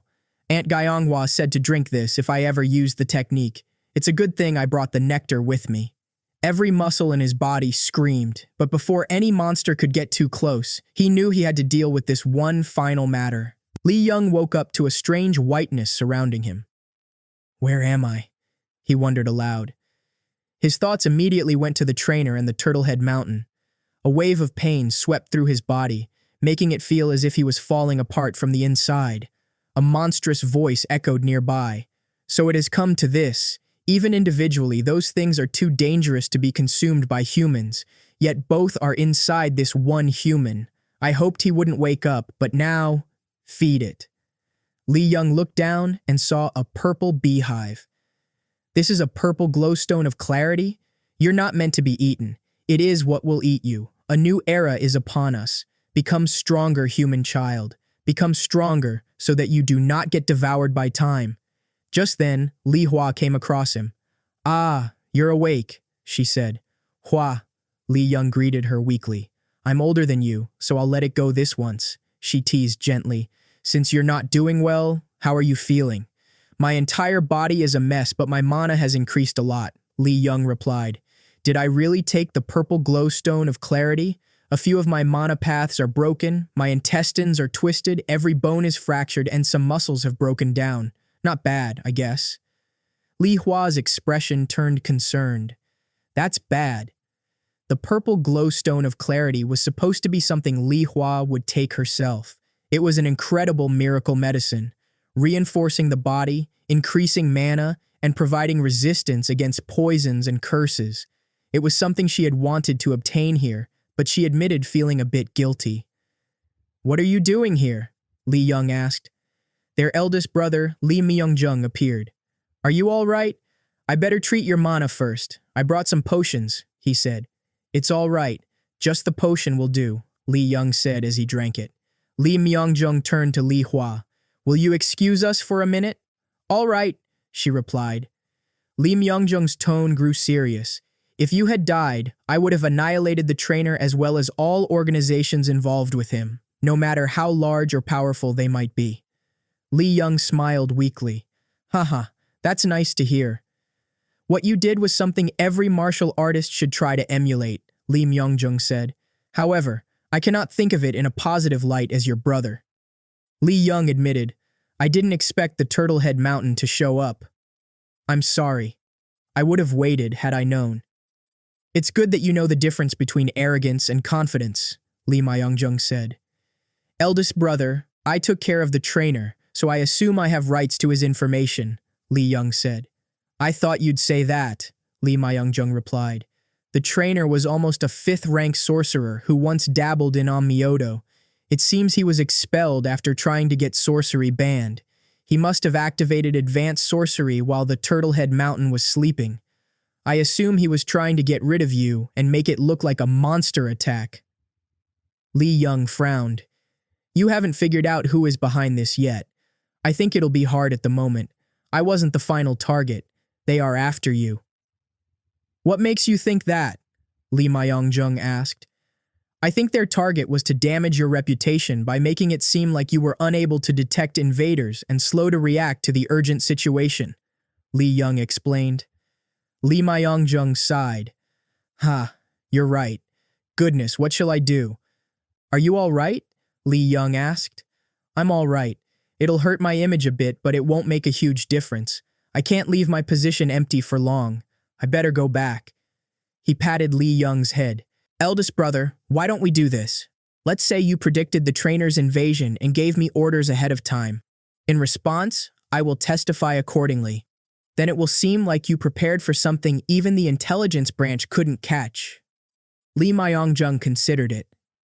But it would be better for you if you tell the truth. If I do, people will be more wary of me and see me as competition, Lee Young replied. All right, I see that it will benefit both of us. What is it that you want? Entry permit to the library, Lee Young said excitedly. I think 3 days should do. You arrogant little kid, Lee Myung-jung said, but he agreed. Thanks. There's no need to thank me. We are both benefiting from this. I'm sure you would have thought of ways to overcome this situation even without me, isn't that right? This must be the Azure Sword Squad. I really should get going. Their brother left. Lee Young smiled. I'll keep it a secret. He sure is clever. Lee Hua said. The conversation must have gone well enough. Yup, Lee Young answered. So which test are you going to go for? It's been 3 weeks, so they should all be open. What about you? Lee Young asked. I asked first, Lee Hua replied. I'll tell you if you tell me. Lee Hua smiled. Which do you think is the most difficult one? So what about you? The Hall of Fighting. There is such a test? Is it not one that's on the outskirts? It is. Lee Hua frowned. I'm disappointed. I thought you were better than that, going to the outskirts. There's no point in even talking to you now. I thought he was better than the others. No, better than even me. There was a prejudice that the difficulty of a test depended on its location. Lee Young thought to himself that she must think he was taking the easy route. Well, I don't care. They went their separate ways. Lee Young tried to recall the location. I can't remember too well, but I feel like it was somewhere around here. The cave that was hidden here for the second assignment of the naming ceremony, the Hall of Fighting. He lit a fire on a wood log. It may look like a regular wall at first glance, but this is no ordinary wall, he said, eyes glistening with joy as he found it. Lee Young entered the hall in solemn silence. As he crossed the threshold, he turned his palm upward and conjured a small cut, allowing blood to drip freely into the ceremonial bowl before him. As a descendant of the esteemed Marshall Lee clan, I accept the challenge of the forefather, he declared, his voice steady with resolve. I beg thee, heed mine request. There was only one challenge within the Hall of Fighting, to win in battle against oneself. An unlimited number of attempts were allowed, but even if one chose to surrender, they would not be permitted to leave until they succeeded. Let's begin, Lee Young said. The moment the words left his mouth, a flash of cold steel met his neck. His head was severed. Darkness swallowed him whole. He gasped as consciousness returned, his body whole again. His eyes flickered in confusion. Was my head cut off just now? He muttered, incredulous. I see. It's an illusion. I can't die within the Hall of Fighting, but it feels so damn realistic. He took a moment to catch his breath. Most ordinary people, he reasoned, would have lost their minds from the sheer realism of the experience. But that wasn't the problem that troubled him now. "This means I'm capable of doing that," he murmured. The Hall of Fighting drew out 100% of his current potential. Every hidden skill, even those he hadn't yet consciously mastered. That illusion. It had used techniques he didn't know he could perform. If that was the case, then the strike from before should have been blockable. "All right, let's do this one more time." On his third attempt, a blade pierced his abdomen. On his fifth, even though he managed to redirect the illusion's sword, he was choked to death. The 10th attempt ended in another fatal blow. 13th, 23rd, countless more. By what he guessed was the 70th, no, perhaps already his 80th attempt, Li Young finally understood. "I've come to learn everything about myself," he whispered between pants. "My greatest strengths, they're not just my skill or speed. It's my flexibility, my ability to adapt to irregularities, and the freedom to break through expectations." Every time he faced the illusion, it became more like him, matching his movements, reflecting his mindset. "Stupid," he cursed aloud. "I let my guard down on purpose. Idiot." He moved swiftly now, delivering a final blow. "Split demon." As the illusion vanished, a surge of energy pulsed through him. Passing the Hall of Fighting granted him access to a hidden ability belonging to the martial Li clan. In his previous life, the ability he had received was Reinforce, the most common one. But this time, he whispered, trembling, waiting to see what would awaken. Outside the hall, Li Young's uncle paced with increasing impatience. "I thought that brat would be out by now," he grumbled. "How many more incidents is that kid going to cause during the naming ceremony?" His eyes narrowed suddenly. "There's been a change in the mana density.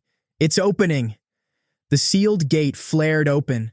Li Young emerged, stumbling slightly, covered in dirt and dried blood. "Li Young," his uncle shouted, rushing forward. "Are you okay? Wake up!" He caught the boy in his arms. To his disbelief, Li Young groaned, not in pain, but in hunger. "I want food," he muttered. His uncle growled through clenched teeth, shaking with equal parts relief and fury. Later, within the family residence, Moon Gawa stormed toward him, her expression a blend of worry and scolding. "Young master, do you know how worried I was?" she exclaimed. "You challenged the ancient Hall of Fighting, the one the forefather created on Turtlehead Mountain?" She embraced him tightly, wrapping him in her warmth. Her relief was palpable. "Nanny, I'm covered in dirt," Li Young said wearily. "I've been out for the past month." Moon Gawa pulled back, her eyes softening despite her earlier anger. "Even though I was planning to scold you when you returned, I'm just glad you're back, young master." "Thank you," Li Young said, managing a faint smile. "I'll prepare the bath for you," she said, "and I'll bring out the food as soon as you're done." He turned to her as she stepped away. "Hey, Nanny, where's my aunt?" Moon Gawa hesitated. "Well, about that," she said quietly. Li Young frowned. "What is it?" Before she could finish, a familiar voice interrupted. "Heh, you're back?" Li Young turned sharply. "What happened to you?" His aunt smiled faintly, brushing aside the concern in his voice. "Sorry, it's good to see that you're fine, though." But Li Young's eyes had already narrowed. "More importantly, how did you manage to increase your total mana? Your body shouldn't be able to handle all of it." He stepped forward, voice firm. "Hurry and sit down. We need to talk, Aunt." She laughed lightly, brushing off his concern. "Ha ha, I'm fine." But Li Young wasn't so easily convinced. "I didn't think she'd go this far for me," he thought. The reason his aunt was here, he realized now, was because she had caused a scene in front of both the elder and his eldest brother. "It was you," she cried, emotions surging. "You did this, again and again, just like always." Her voice trembled as her anger cracked into sorrow. "I'm sorry, child. Whenever I think about those people causing trouble for you, I just couldn't hold back my anger. I just got angry at the thought that I wouldn't be able to see you again. It felt like something was choking me." Li Young looked at her in silence. To be honest, I still can't completely trust her, he admitted to himself. However, I've noticed that I've started treating her as a real part of my family. He gave her a faint nod. All right, let's just accept it. I'll get you out soon. Just wait a little longer. His aunt blinked in surprise. Huh? How? Just don't push yourself. I won't, he assured her. You should be able to come out soon. I'll be back to see you again. Later, in another part of the estate, a calm voice greeted someone's arrival. Welcome, Huiyan said. A tall figure stepped forward. You must have waited a long time for me.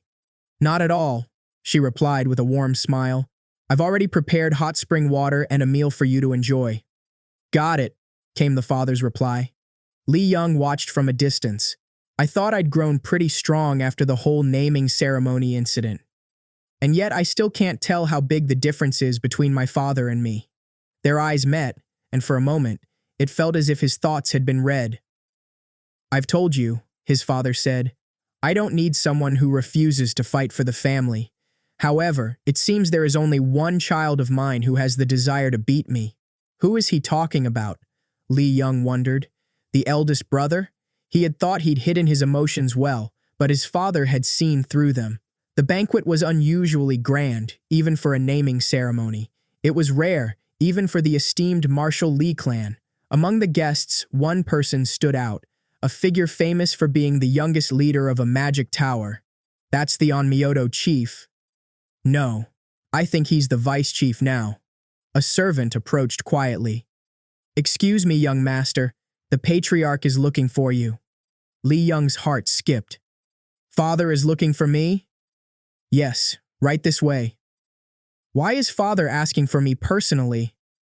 I hope it's nothing too serious. He followed the servant and stepped into a chamber where both his father and eldest brother awaited. You called for me, father? He asked. Eldest brother? Don't tell me. His father wasted no time. I'm sure you're well aware of why we called you here. We're here to talk about the naming ceremony. According to Myeongjung, you were ordered to capture an outsider. This event, I'm sure you're behind it. He already knew. Yes, that is correct, Li Young admitted calmly. That's why I offered a deal to my eldest brother, the right to enter the library for 4 days in exchange for preventing any potential problems. His father nodded. Considering your involvement in this incident, I will forgive you for your false reports. However, there will not be a next time. Yes, I understand, Li Young replied. Turning to his eldest son, the patriarch continued. Myeongjung, expect an appropriate punishment in the near future. Since this banquet is yours to handle, return to the hall and take care of it. Yes, I will, Myeongjung said before departing. Li Young watched him leave. I hope he'll be okay. His father's voice brought his focus back. Excluding your false report, the resolution of this incident was all your accomplishment. I'm sure you will receive the promised reward you discussed with Myeongjung. Lastly, for discovering the Hall of Fighting, I will give you a reward as well. If that's the case. Li Young's thoughts trailed as the ceremony resumed. The patriarch turned to the assembled guests. Thank you to all those who came a long way to attend this event. This banquet was held to give our blessings to these 2 children. We shall now proceed with the naming ceremony. He turned toward the 8th child. Hua, come forth. Hua stepped forward with confidence. As you have been selected by the Holy Sword, I am sure you will always light the way for others. In hopes of helping you continue on this path of light, I have given you the name Seo-hyun. Thank you! Hua, now Seo-hyun, responded with bright enthusiasm. The patriarch's gaze shifted. Next, 9th child, Young, come forth. Li Young stepped forward silently. It's a completely different reaction from the Steel's selection ritual, but that makes no difference. His father's voice rang out clearly. While you are smart and strong, you are also flexible and unyielding to others. The same way a master blacksmith forges blades out of blocks of steel, you have trained yourself to reach your potential. As such, there is no better way to describe you than this. I have given you the name Cheol. Li Young, now Li Cheol, bowed his head respectfully. In the past, he gave me the name Cheol so that I would live life as strong as steel. However, the meaning behind it has changed. His eyes burned with determination. I won't stop until I reach the top of the esteemed Marshall Lee clan. My name is Lee Cheol, he declared. Thank you. Inside the cold, confined room, Lee Young's aunt thrashed in frustration, her voice hoarse and ragged with desperation. Ugh! I want to leave!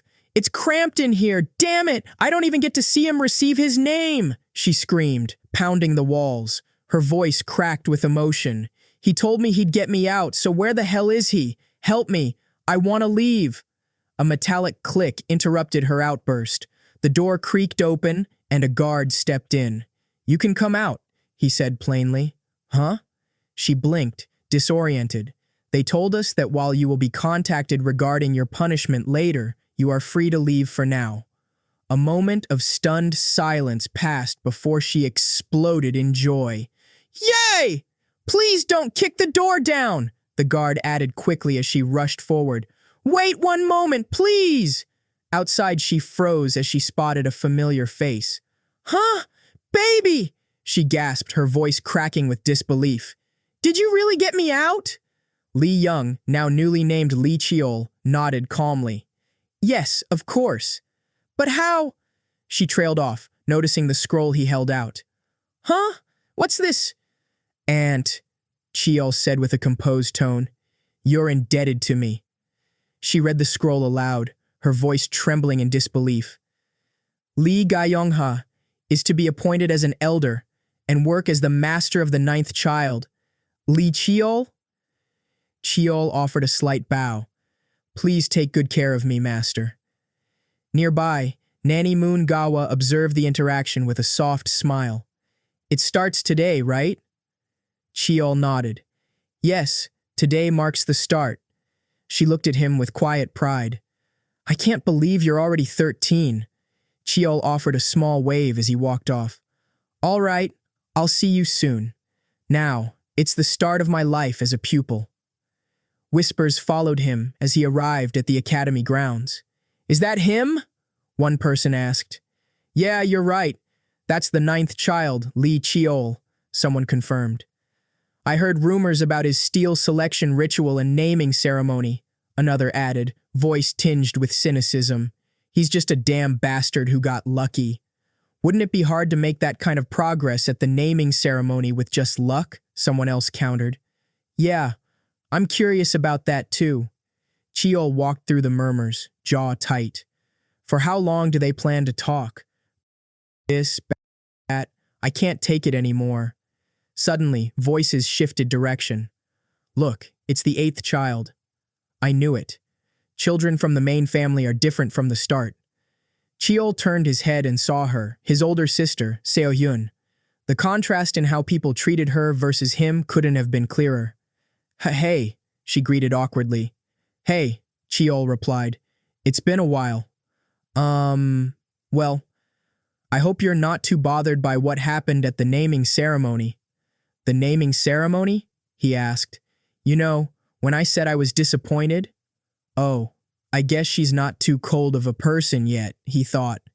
Forget it. Don't worry about it. Really? Are you sure? She asked, relief washing over her face. That's a relief. I thought you were petty. Cheol blinked. What do you mean by that? She chuckled nervously, but before they could continue, a voice called out sharply. Attention! We'll be appointing you to your classes. All named pupils are to gather in front of us, making sure to maintain their current formations. Cheol's nerves suddenly prickled. What should I do? I'm starting to get nervous. It'll be bad if we get assigned to the wrong class. He understood why the scrutiny was so intense. Cadets were trained for 3 years, and class allocation could determine everything. Each level was divided into 5 groups, with the most talented placed in higher classes. Lady Lee Seo-hyun, the official called out, you've been assigned to Class 1. Congratulations. Thanks, Seo-hyun said confidently. As expected, Cheol noted. Seo-hyun was assigned to Class 1. Next, young Master Lee Cheol. Here, the official said, handing him his designation. Cheol accepted it quietly. Looks like he's disappointed. I knew this would happen, but who would have thought they'd set me up from the start? Class 5, also known as the garbage dump. It was where those expected to drop out were pushed into. It was no coincidence. Members of the main family were supposed to be placed according to their naming ceremony results. The elders, or perhaps Lady Back, must have orchestrated this. Although people would consider this a setback, this could be for the better. Less trouble for me. Young Master Lee Cheo, Class 5 is this way, the instructor guided. All right, let's go. He glanced over. Seo-hyun stared at him, aghast. Why are you in Class 5? Why aren't you complaining? But I really am fine, he told her, voice low. What's more important is, damn it, I'm in Class 5. I wonder if I can even graduate. Around him, frustrated murmurs rose. What am I supposed to tell my dad? There's no way I'm in Class 5. The main family took all the good spots. Unfortunate. I can't believe members of the esteemed Marshall Lee clan can afford to have such an attitude. Then a voice addressed him nervously. You're the youngest child of the main family, right? Cheol turned. A boy with soft features and nervous eyes stood before him. Yeah, I am, he answered. I knew it. I've always wanted to introduce myself. The boy bowed quickly. My name is Kim Han. I'm the son of a small blacksmith family that works with the esteemed Marshall Lee clan. It's an honor to be in the same class as you, young master. Kim Han? I don't think I've heard that name in the past. Why me? Because you're the center of attention, Han explained, as if reading his mind. That's why I've always wanted to meet you. It doesn't look like he's lying, Cheol thought. Kim Han, was it? What do you think about being allocated to Class 5? Han considered the question. I guess they determined that my current skills are suited for Class 5. Even so, there's no way of telling what might happen in the future. A voice cut through their conversation. You pass. What? Cheol looked up, puzzled. Suddenly, a group of older students approached. Hello, newbies, one of them greeted. It's nice meeting you. The classroom buzzed with energy as the older students gathered to welcome the new cadets. Hello, newbies. It's nice meeting you, one of them called out brightly. Let's do our best together, added another. Yeah, and feel free to ask questions, said a third with enthusiasm. The welcoming atmosphere was interrupted by a more composed figure stepping forward. A man with a disciplined posture and a calm, steady voice addressed the class. I believe introductions are in order, he began. I am Jong-ho, Class 5's instructor. As we have new members today, we'll skip the lecture and start with a short interview. Lee Cheol watched silently from where he stood. He's still full of determination and enthusiasm, he noted. In my past life, he even instructed me privately when I had trouble keeping up. After conducting brief interviews with the new students, Instructor Jong-ho gave a firm nod. That's it for the interview. In-ha, take charge and teach the material to the new kids. A cheerful boy stepped forward. Okay, instructor. He turned to face the group with a nervous grin. Hello, everyone. My name is Choi In-ha. I'm embarrassed to say this, but I've been held back 2 times, so this is my second year as the class leader. Noticing how stiff the new cadets were, he added, You guys must be tired from standing up for so long, right? Feel free to sit down. In-ha then explained the next step. We're going to elect the class leader. All of us may be cadets here, but we're put into missions quite often. The class leader effectively acts as the squad captain. Aside from the instructors who educate us and help us train, the class leaders are given full authority. One student hesitantly raised a hand. How do we pick the class leader? Oh, I guess I should have explained that first, In-ha chuckled sheepishly. I don't know how other classes do it, but we always decide with light duels among ourselves and vote on who the leader should be afterward. He clapped his hands once. Now then, let's begin the duels. It's to test each other's strength, so the use of mana is forbidden. After each duel, there will be a short break. Are you kidding me? Lee Cheol's voice cut through the room like a blade. In-ha blinked. Young Master Lee Cheol, are you dissatisfied with something I said? Cheol stepped forward, calm but sharp. I'm dissatisfied with everything. Everything you said and are doing. His voice hardened. Get a grip. This is the esteemed Marshall Lee clan. If you want a roleplay school, you shouldn't have come here. You should have gone to a normal school in the safe zone instead. Inha looked taken aback. You're being too radical. I just meant it as a more peaceful way to work this out. Cheol narrowed his eyes. I guess you just won't understand with words. He raised his voice to the class. All of you, come up one by one. I'll take on everyone in here. Heavy silence filled the room. Then the sound of fists, feet, and gasps of pain echoed through the training hall. One by one, students stepped up to face him, and one by one they were taken down. Breathing heavily, Cheol wiped the sweat from his brow. Ha, ha. A student whimpered. Help. Inha looked on, stunned. No way. How many people did he handle by himself? Cheol's eyes remained fixed on him. Choi Inha, call up the next cadet. Inha gulped. He's amazing. There's only one left. Is that so? Cheol said quietly. Then come on up, Choi Inha. As Inha stepped forward, his thoughts raced. Why is he going so far? This is a duel with no reward. This is just a cadet squad. What we're doing is just a sparring match. He doesn't even have the energy to perform a proper attack. But something clicked in Inha's mind. No. Deep down, I do know why he's doing this. I used to be as fierce as him. I wanted to win as badly as him. I thought I had matured by accepting reality. But now, I want to win. I want to win so badly. Their bodies collided. I win, Cheol said simply, standing over his fallen opponent. Inha let out a strangled cry. Kug! Quag! Cheol exhaled deeply. Phew! Take this guy to the nurse. But Inha gritted his teeth. I'm not done yet. It's not over. Cheol's eyes sharpened. He's using his left hand because his right hand is broken? The glint in his eyes is different. No, it is over. Inha let out a final cry. Cheol turned away. Take him. As he faced the class, he spoke with grim resolve.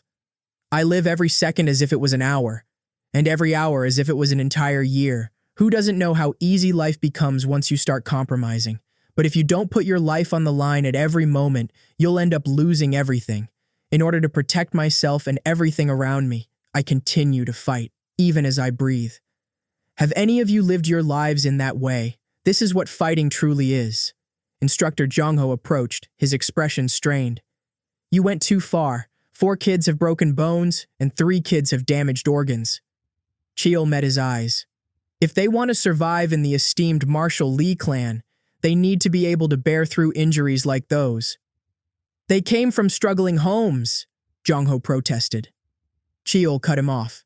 Instructor Lee Jongho, do I really need to explain it to you when even the cadets understood? His voice softened, almost respectfully. People like you are rare in the Marshall Lee clan. You're a good man. But those children are cadets of the clan. If they walk the wrong path, you should redirect them, even if it means playing the villain to them. Do your job right. As the adrenaline left his body, Cheol winced. Ugh, I'm so sore. I went over the top yesterday. Still, he sensed something shift. I do sense some of them showing disdain or anger toward me, but none are avoiding my gaze. They would really be hopeless if they were as dull as yesterday. This is a relief. Later, murmurs spread again. He's here. That little shit. Kim Han stood near the entrance. Welcome, young master. You're early, Cheol said. Yes. I apologize for showing you such a sorry side of me yesterday, Kim Han replied earnestly. Another cadet chimed in with quiet honesty. We're still cadets. It's natural to be weak. Kim Han gave a half laugh and then turned back to Cheol. Young master, can I ask you just one question? Cheol nodded. Of course, feel free. Kim Han's tone turned earnest. What should I do? Is it possible for me to become as strong as you? Cheol replied calmly. I'm not at a level where I'm good enough to teach others yet. But you have good eyes, or maybe it's your instincts. Kim Han blinked. Pardon? You dodged my fake moves 3 times in a row yesterday, Cheol explained. Try to use that to your advantage. I think you're more of a technique guy than a strength guy. If I put everything into perfecting what you already have, then you'll one day find that you've improved. Kim Han's eyes widened. Thank you. As Kim Han left, Choi In-ha stepped in, still bandaged and limping. "Hello," Inha greeted, his tone firm. Chiol glanced at him and raised an eyebrow. "You're quite the mess. Can you even train in that state? Would you have been understanding if I did skip training?" Inha replied flatly. "I bet you'd have said that I was overreacting. I'm here because I don't want to be lectured." Chiol looked at him for a long moment. "He's changed," he thought silently. Soon, instructor Lee Jong-ho called the cadets together. "Everyone, listen up. 4 are absent because they are injured. 5 more are absent for unknown reasons. That makes 11 of you. Everyone looks very tired." He observed them closely.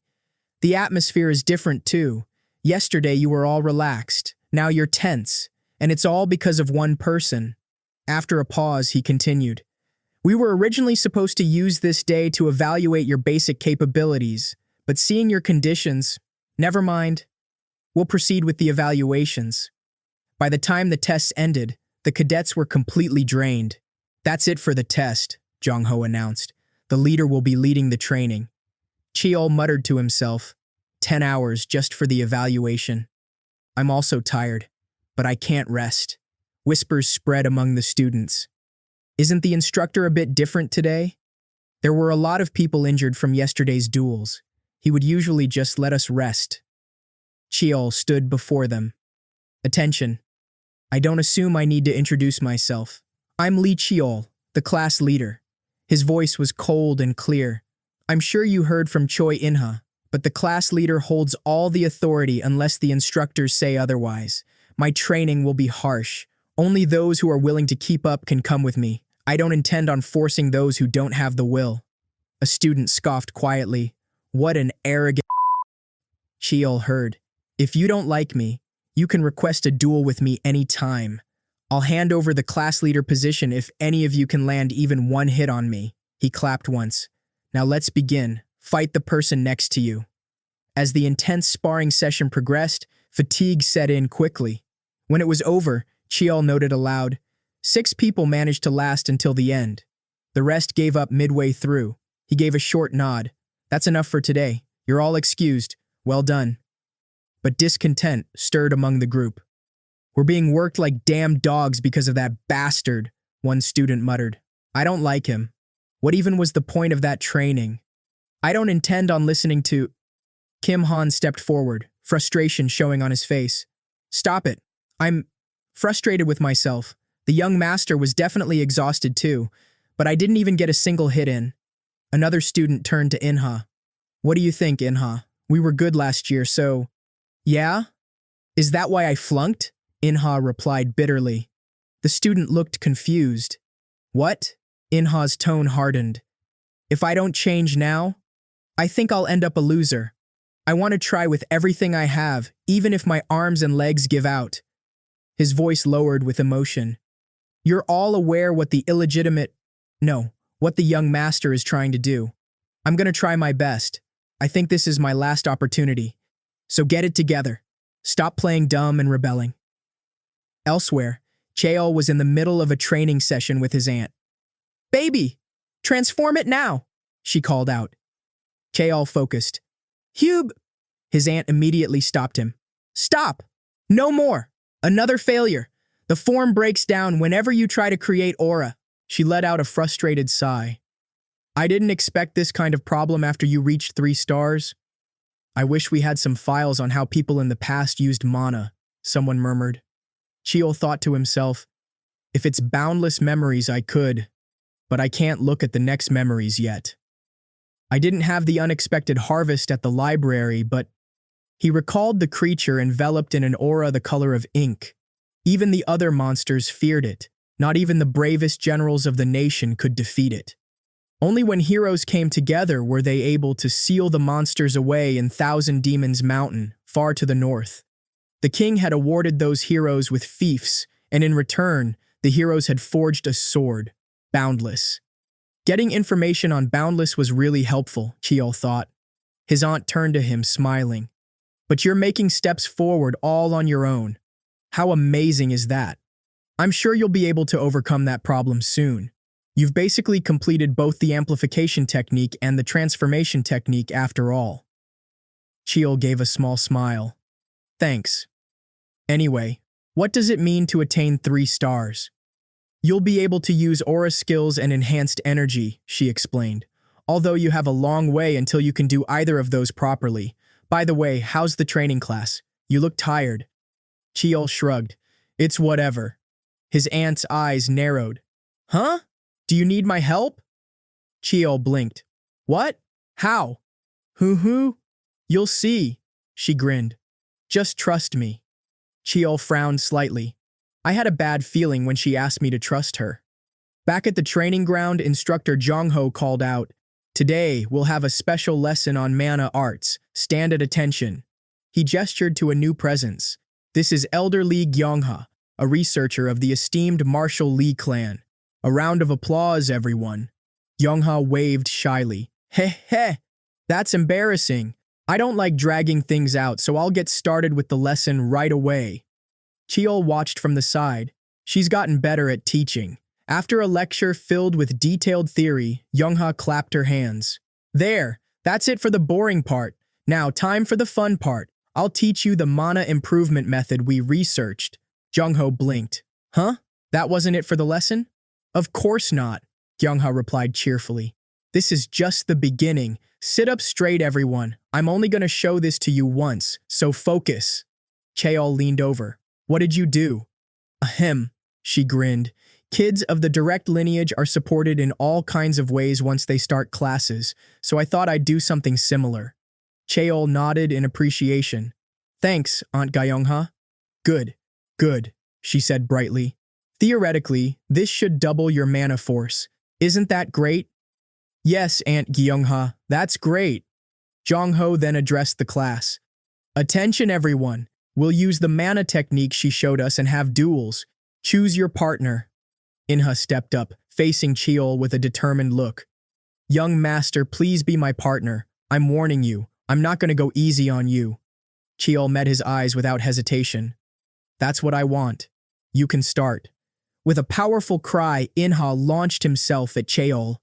From the sidelines, Aunt Gyongha watched with a grin, marveling at her disciple. Wow, he's so merciless, she whispered to herself. It's like I'm looking at a younger version of me. But not all shared her admiration. Whispers spread among the watching students. Resentment brewed. I really don't like that guy, one student muttered. He might have been looked down on before because he's an illegitimate son, another said. But he's clearly not like us. Physically, he's better. His ability's already unlocked. He's got a huge head start. We've worked hard, too, another grumbled. What does he even know about our effort? Aunt Gyongha overheard them. Quietly, she stepped toward the murmuring group. Children? She called gently. The students flinched and turned. Yes, ma'am. You haven't left yet?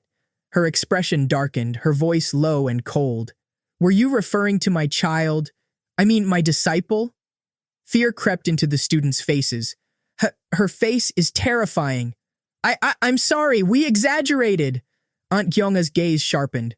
What in the world do you know to say something like that about him? Please forgive us, one stammered. Another tried to explain. He's not the only one who doesn't know anything. We've worked hard too, but he talks down to us like everything we've done means nothing. Of course we'd be different. He grew up in a totally different environment. You really don't know, huh? She said quietly. Pardon? Maybe it's better that you don't. If you knew how different his life has been from yours, you'd think your lives were just playing. The weight of her words lingered. Later that evening, a few of the students who still harbored doubt took matters into their own hands. You said you wanted to follow the illegitimate child today, right? One whispered. But is it okay for us to wander the main estate? We're cadets, another replied. It's not like we're going into dangerous areas, and he doesn't live with the legitimate family. I want to see how he actually lives. We can't let him keep walking over us. They waited outside a research lab watching. How long has he been in there? It's already 9. Boredom began to set in. Let's go. I'm sleepy. We had training today. We don't even know what he's doing inside. You guys give up too easily. Then the door opened. He's out. They watched as Cheol stepped into the cold night air, breathing heavily. I need to hang in there, he muttered to himself. He didn't return home. Instead, he headed toward the training hall. That's supposed to be exclusive to the main clan, one of the students said. He can't go in there. Suddenly, pained screams erupted from within. Gah! Ah! The students stared wide-eyed. Is that training? One asked, shaken. He really is amazing. Let's stop following him, another whispered. It's not like what he said was wrong. We should be working harder. Like Inha still, one student clenched his fists. I train during my own time too. I don't skip. What's the difference between me and him? I'll prove it. I'll prove that he's not any different from me. Eventually, Cheol returned home. A guard noticed the lurking presence. Oi, who's there? Oh, a cadet? Young Master Lee Cheol does walk around at this hour every day, but I didn't know he had someone with him. Every day? The student repeated, stunned. Oh, we had something to do together. This is usually against the rules. Head back quickly. Yes, sir, the student muttered. As he turned away, he noticed Cheol's lights were still on. It's already 2, and he's still not sleeping. He finally returned to his quarters, shaken. The next morning, 5 a.m., inside exclusive training hall number 5. The student who had followed Cheol the night before looked bleary-eyed and miserable. Ugh, I stayed up too late yesterday. Across the room, Cheol was already training again, his expression focused despite the visible fatigue. Is this really okay? The student wondered, staring. He was born with the main clan's genes, has tons of mana. But is it really all right for a 13-year-old to survive on just 4 hours of sleep? The student compared their lives. When I go home, I rest. I watch TV, play games. I do train a lot, but I get sleep and fun. He's different. Cheol noticed the stare. What's the matter? He asked. Aren't you tired? The student replied, unable to hide his disbelief. You must be one of the ones who secretly followed me, Cheol said evenly. That's right. You've had support from the main clan. A head start? Cheol shrugged. I've lived like this since I was young. I got a little more sleep before becoming a cadet. It's natural to feel tired. I only sleep a few hours. Why? The student asked quietly. Why train this much? Cheol's gaze didn't waver. You know the answer too. The student clenched his jaw. Damn it. Elsewhere, within the main estate, the patriarch sat reviewing a document handed to him by his servant. This isn't good enough, he said sharply. These are 7th and 8th rank dungeons. They're too dangerous for cadets. The servant nodded. We can stockpile weapons and rations, but not people. We need people who can survive. I understand. I'll revise it as per your instructions. Also, I have one more thing to report. The servant mentioned Cheol's actions. The patriarch's expression didn't change, but something stirred in his eyes. Lee Cheol, huh? He said. His eyes have always been extraordinary. The eyes of someone who's had things taken from them, of someone who's lived with their head bowed to the world. But changing people and leading them are entirely different things. He handed the document back. We'll change the test. Seo-hyun is in this batch too. Increase the standards for all cadets. Yes, Patriarch. The Patriarch leaned back in his seat, thoughtful.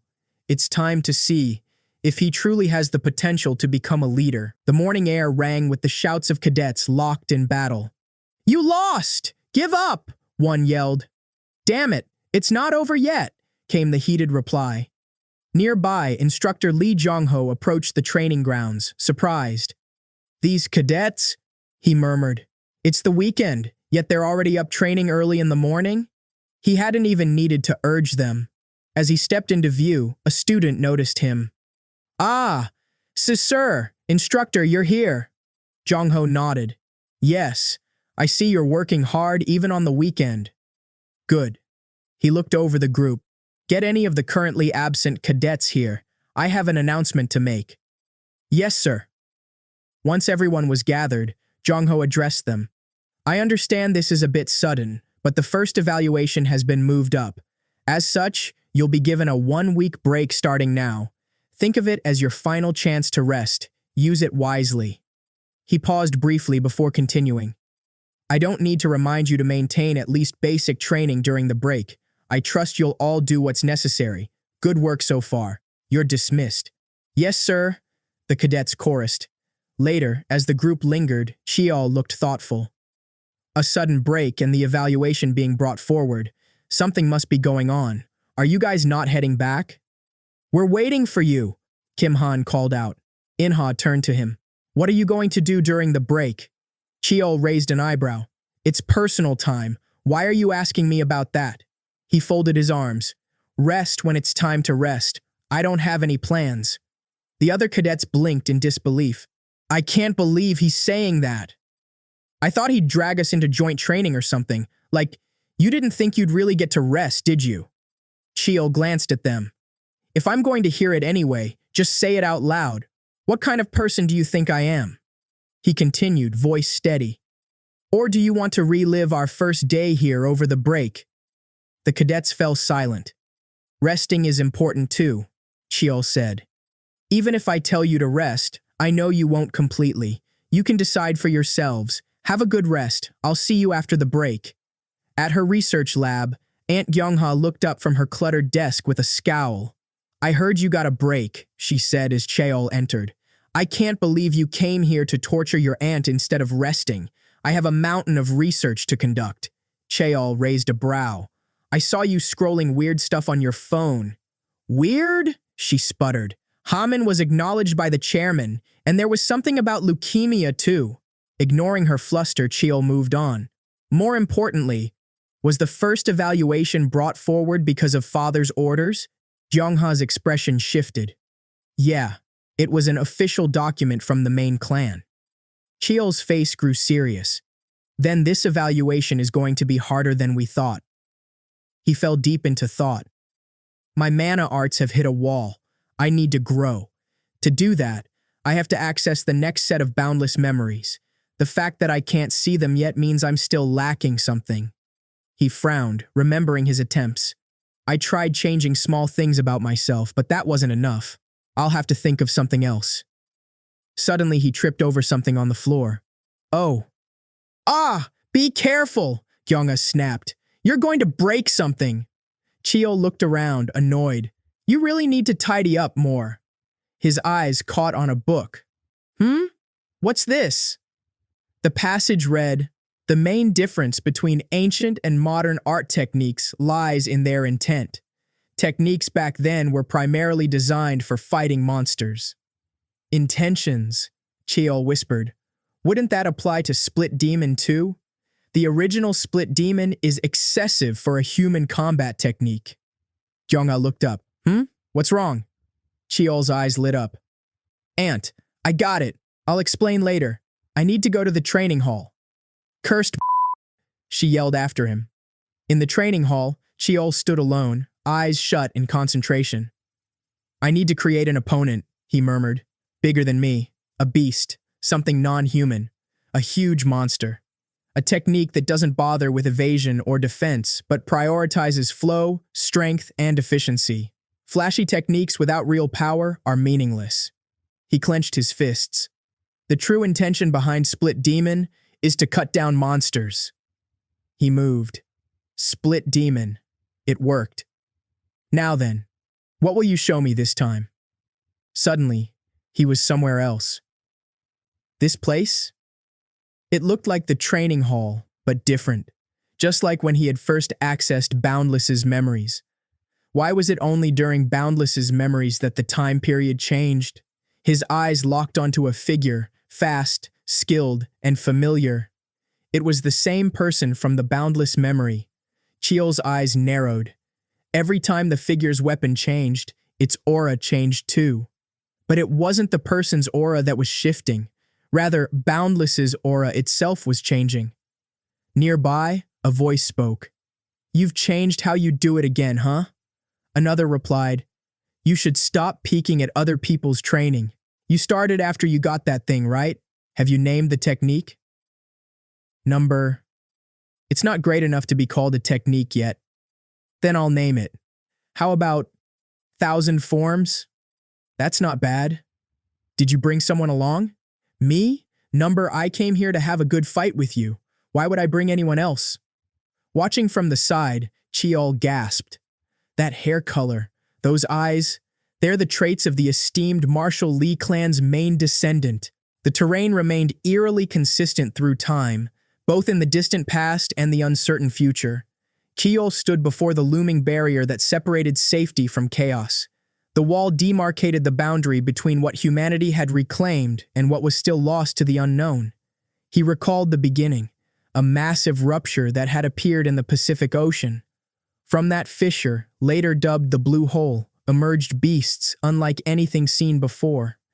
Officially, the Blue Hole was a spatial anomaly that remained uncharted, unexplored, but to humanity it became synonymous with terror and battle.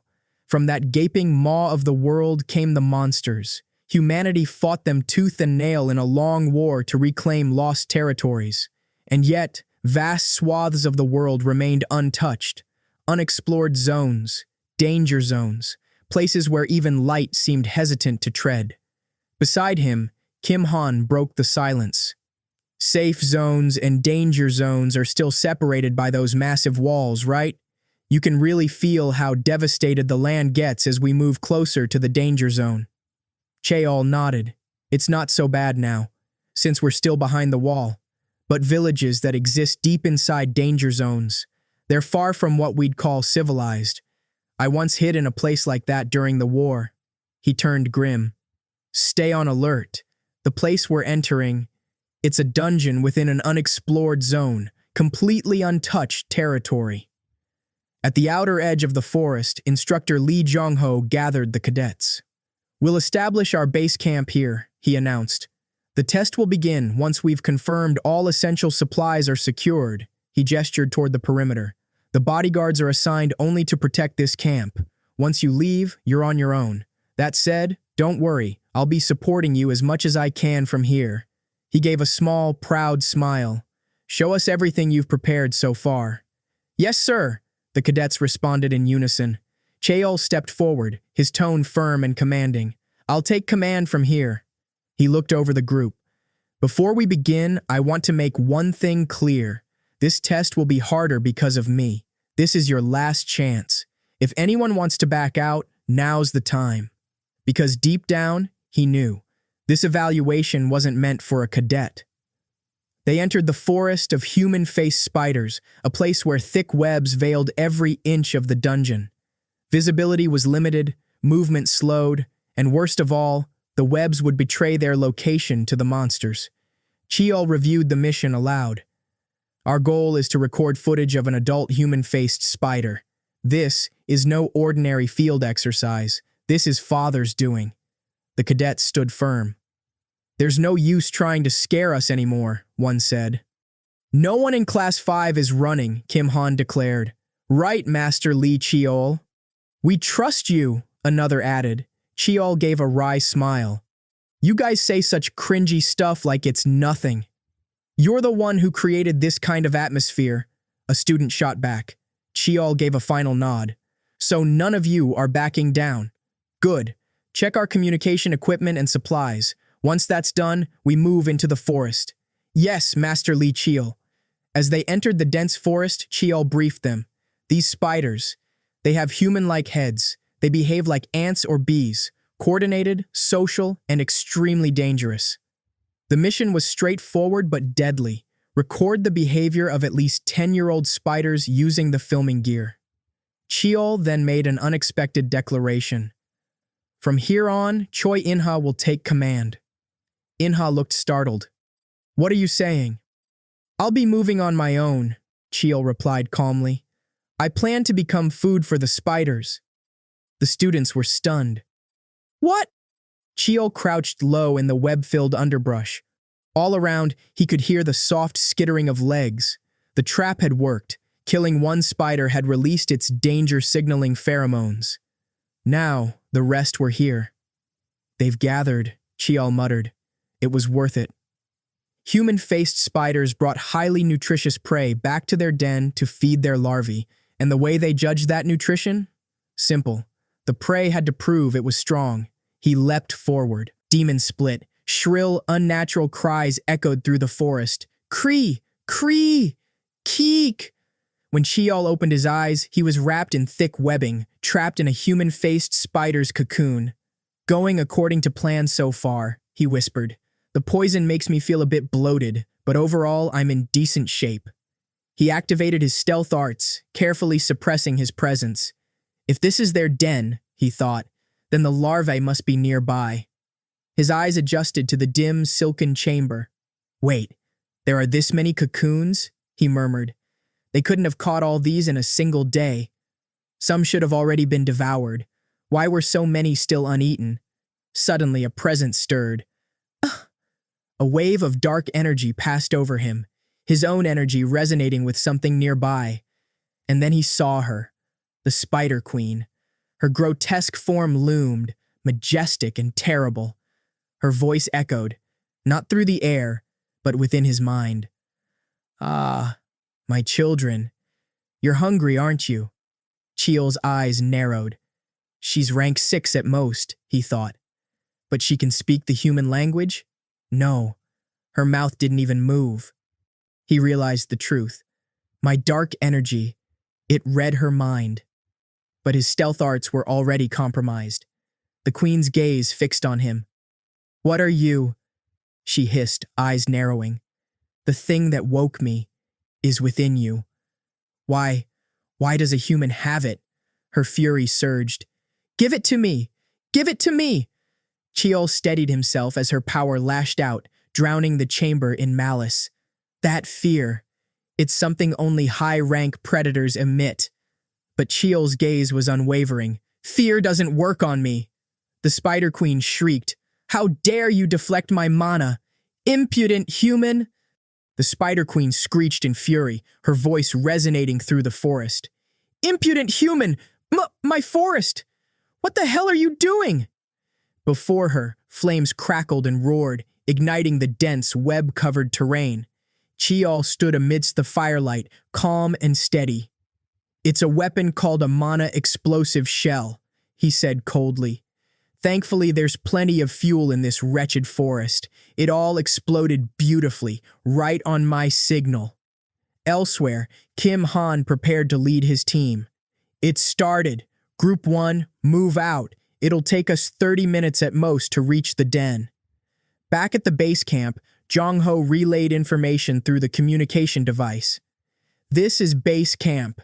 Master Lee Cheol, we've detected 5th rank mana coming from the den. I think it'd be best if we... Don't worry about me, Cheol cut in immediately. Just focus on supporting the other cadets. The Spider Queen writhed with rage, her voice rising in pitch. How dare! A mere human! My sons, go forth! Protect my forest! Her massive form loomed over Cheol. I will rip you apart and swallow you whole. Do you think you can defeat me alone? Is that why you rely on those teammates rushing here right now? You shouldn't count on them reaching this place. You're the one underestimating me, Cheol replied, his eyes sharp and unwavering. What? Nearby, Inha coordinated the cadets with firm commands. Each group continued detonating explosive shells to lure the human-faced spiders away. Group 1, head to the den and secure Master Lee Cheol's retreat route. One of the students hesitated. Wait, wasn't there some kind of change detected from the den? Is it okay for us to push forward? It's an order from Master Lee Cheol. We go as planned. Master Lee Cheol, please hold on just a bit longer. Back in the heart of the den, the Spider Queen lashed out again. Why? Why aren't you dying? Why are you still standing? Those eyes. What on earth do you see? Cheol's breathing was heavy, his body bloodied but still standing. These eyes, he said, are called magic eyes. They see everything hidden, every flow of power.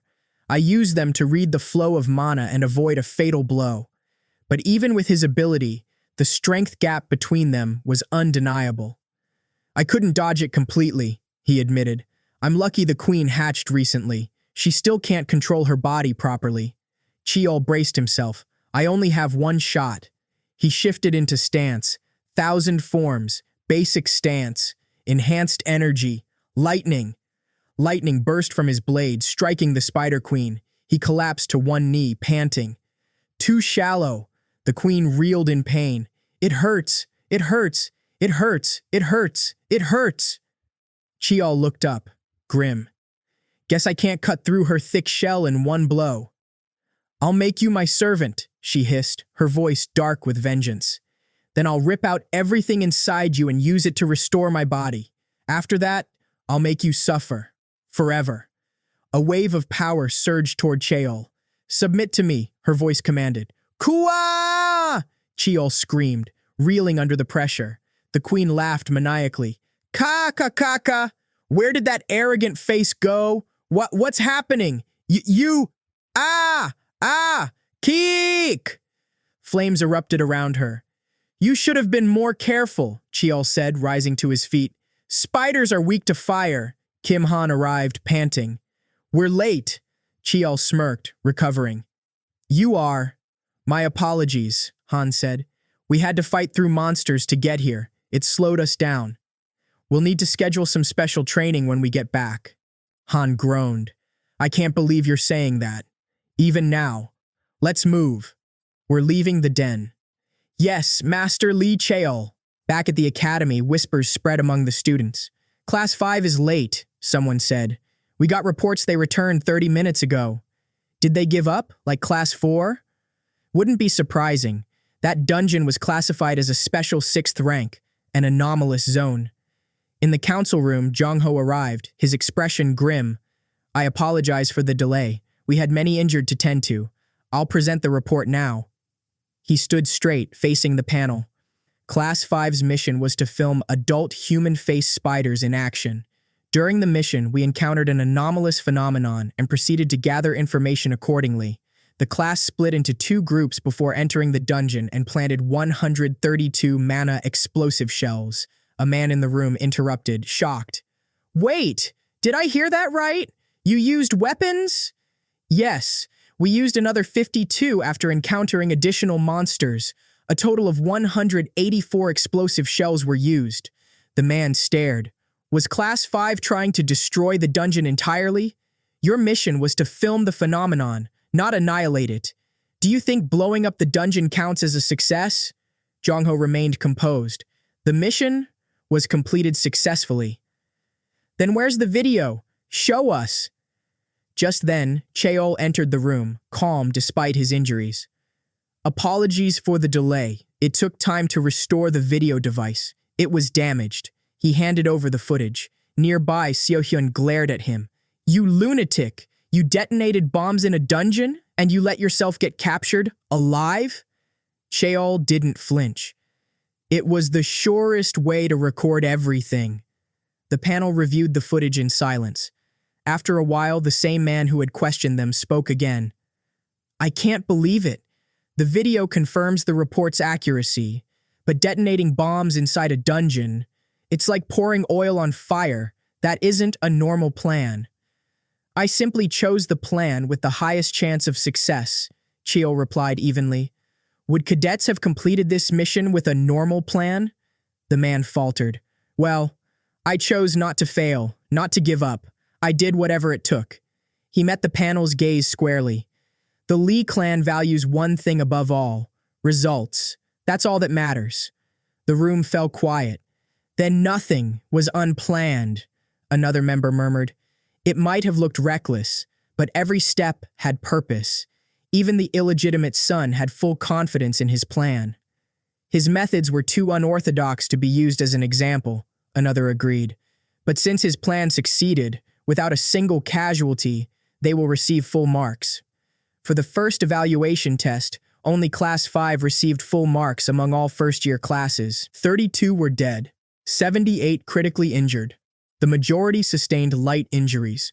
Yet, due to the liability waivers embedded in their contracts, there would be no legal repercussions. What are the follow-up measures for the casualties from the first evaluation test? The patriarch asked, voice calm yet weighty. We've promised full coverage for the treatment of the critically injured, the servant replied, including those suffering severe side effects and those unlikely to return to a normal life. Good. the patriarch said. Keep me updated. Yes, sir. Now, moving on to the dungeon reports. There was definitely a ripple effect, the patriarch noted, scanning the report. The human-faced spider forest, that's in Danger Zone 1, correct? Yes, it's located near the northern edge of Gangwon-do. That was brief. Unfortunately, this is all we could recover from the recording, the servant explained. Though I suspect someone edited the video. The patriarch studied the footage silently. He's an interesting child. What's your take? His wits are impressive, the servant acknowledged. But his methods, unorthodox. They're not standard. Precisely, the patriarch said, smiling slightly. Irregular, unconventional, bold. That kind of ingenuity stems from deep familiarity with the standard strategies. An instructor would follow him without objection. His insight is clear. The operation was flawless. No leaks, no gaps. Increase the difficulty of future evaluation tests, not just the first one. Understood. I'll see to it. The other cadets will begin to notice him now. Later, in the training grounds. Master Lee Cheol, Kim Han said hesitantly. You do realize we just finished the final evaluation yesterday, right? Which is why I gave you all a break yesterday, Cheol responded dryly. Right. Never mind. Cheol addressed the class. The last evaluation has ended, but don't let your guard down. The promotion test is next. No one in my class is allowed to fail. Understood? Yes, Master Lee Cheol. Kim Han, Cheol said, turning to him. You ran out of mana in the last evaluation. Spend today studying and memorizing techniques. Pardon? Start the stamina training. Yes, Master Lee Cheol. Cheol observed them as they trained. Their growth wasn't just physical. Mentally, they had become resilient. When faced with their own weaknesses, they didn't despair. They adapted. Nearly a year had passed since they'd started as cadets. Despite a few dropouts early on, none had died. Jong-ho approached. Master Lee Cheol, there's been an announcement about the promotion test. I'll head over. At the briefing, Seo-hyun called out to Cheol. Hey, over here, sit down. I have something to tell you. You did well on the evaluation, didn't you? I heard Class 1 did well too. Yeah, we did. But that's not what's important. You might have problems in the promotion test. Seol-ah and Jae-hak were recently summoned to the mother room. There's a rumor. They've been meeting with other cadets. Are they trying to disqualify me? That's not allowed, but the mystery is scarier. Who knows what they're planning? You don't seem too worried, though. You really are an oddball. Oddball? You don't understand how scary Seol-ah and Jae-hak are, do you? It's too late to warn me, Cheol said. I've had trouble since the first evaluation. Faulty equipment, missing educational materials, and recently someone approached Boseong. I've spoken with my class. We'll compete fair and square this time. I'll take the top spot and make you call me your older sister. Why are you obsessed with that? The announcement began. Everyone here, as of today, the evaluation tests for the year are complete. Now, details of the cadet promotion test. Your evaluation results will be compared with your promotion test performance to determine eligibility. The promotion test will take place at the Y7 gate, 3 kilometers north of Gaeshong. Cheol's eyes narrowed. In the gate, I expected change, but inside the gate, you will carry a nameplate labeled Esteemed Marshal. Lose it, and you're considered dead. You must leave the test grounds. There are no other rules. Gather as many nameplates as possible. Cheol analyzed the situation. This isn't a test of pure combat skill. It's a capture war, a setup. Lose your nameplate, and you're dead. That makes it possible to take someone out without outside knowledge. All they need to do is steal it, or find a hidden one. His thoughts raced. Second-year fights are also included. Someone's pulling strings. Inside the gate, cut off from the outside, no evidence remains. If something happens to me, no one will know. It's a perfect opportunity. What's wrong with you? Seo-hyun asked. This situation is perfect for me. Elsewhere, Lee Seol hummed, eyes fixed on a screen. What are you doing? Jae-hak asked. Watching our cute little brother work his off. You're crazy. Is that how you talk to your older sister? Hwa's much cuter than you. Everything she does makes her look like a bunny. I want to snap her neck. Hey, what do you think? About what? Mother's orders. Now's a good time to check him out. I don't like him, Lee Seol said coldly. He flaunts a direct descendant's nameplate despite being illegitimate.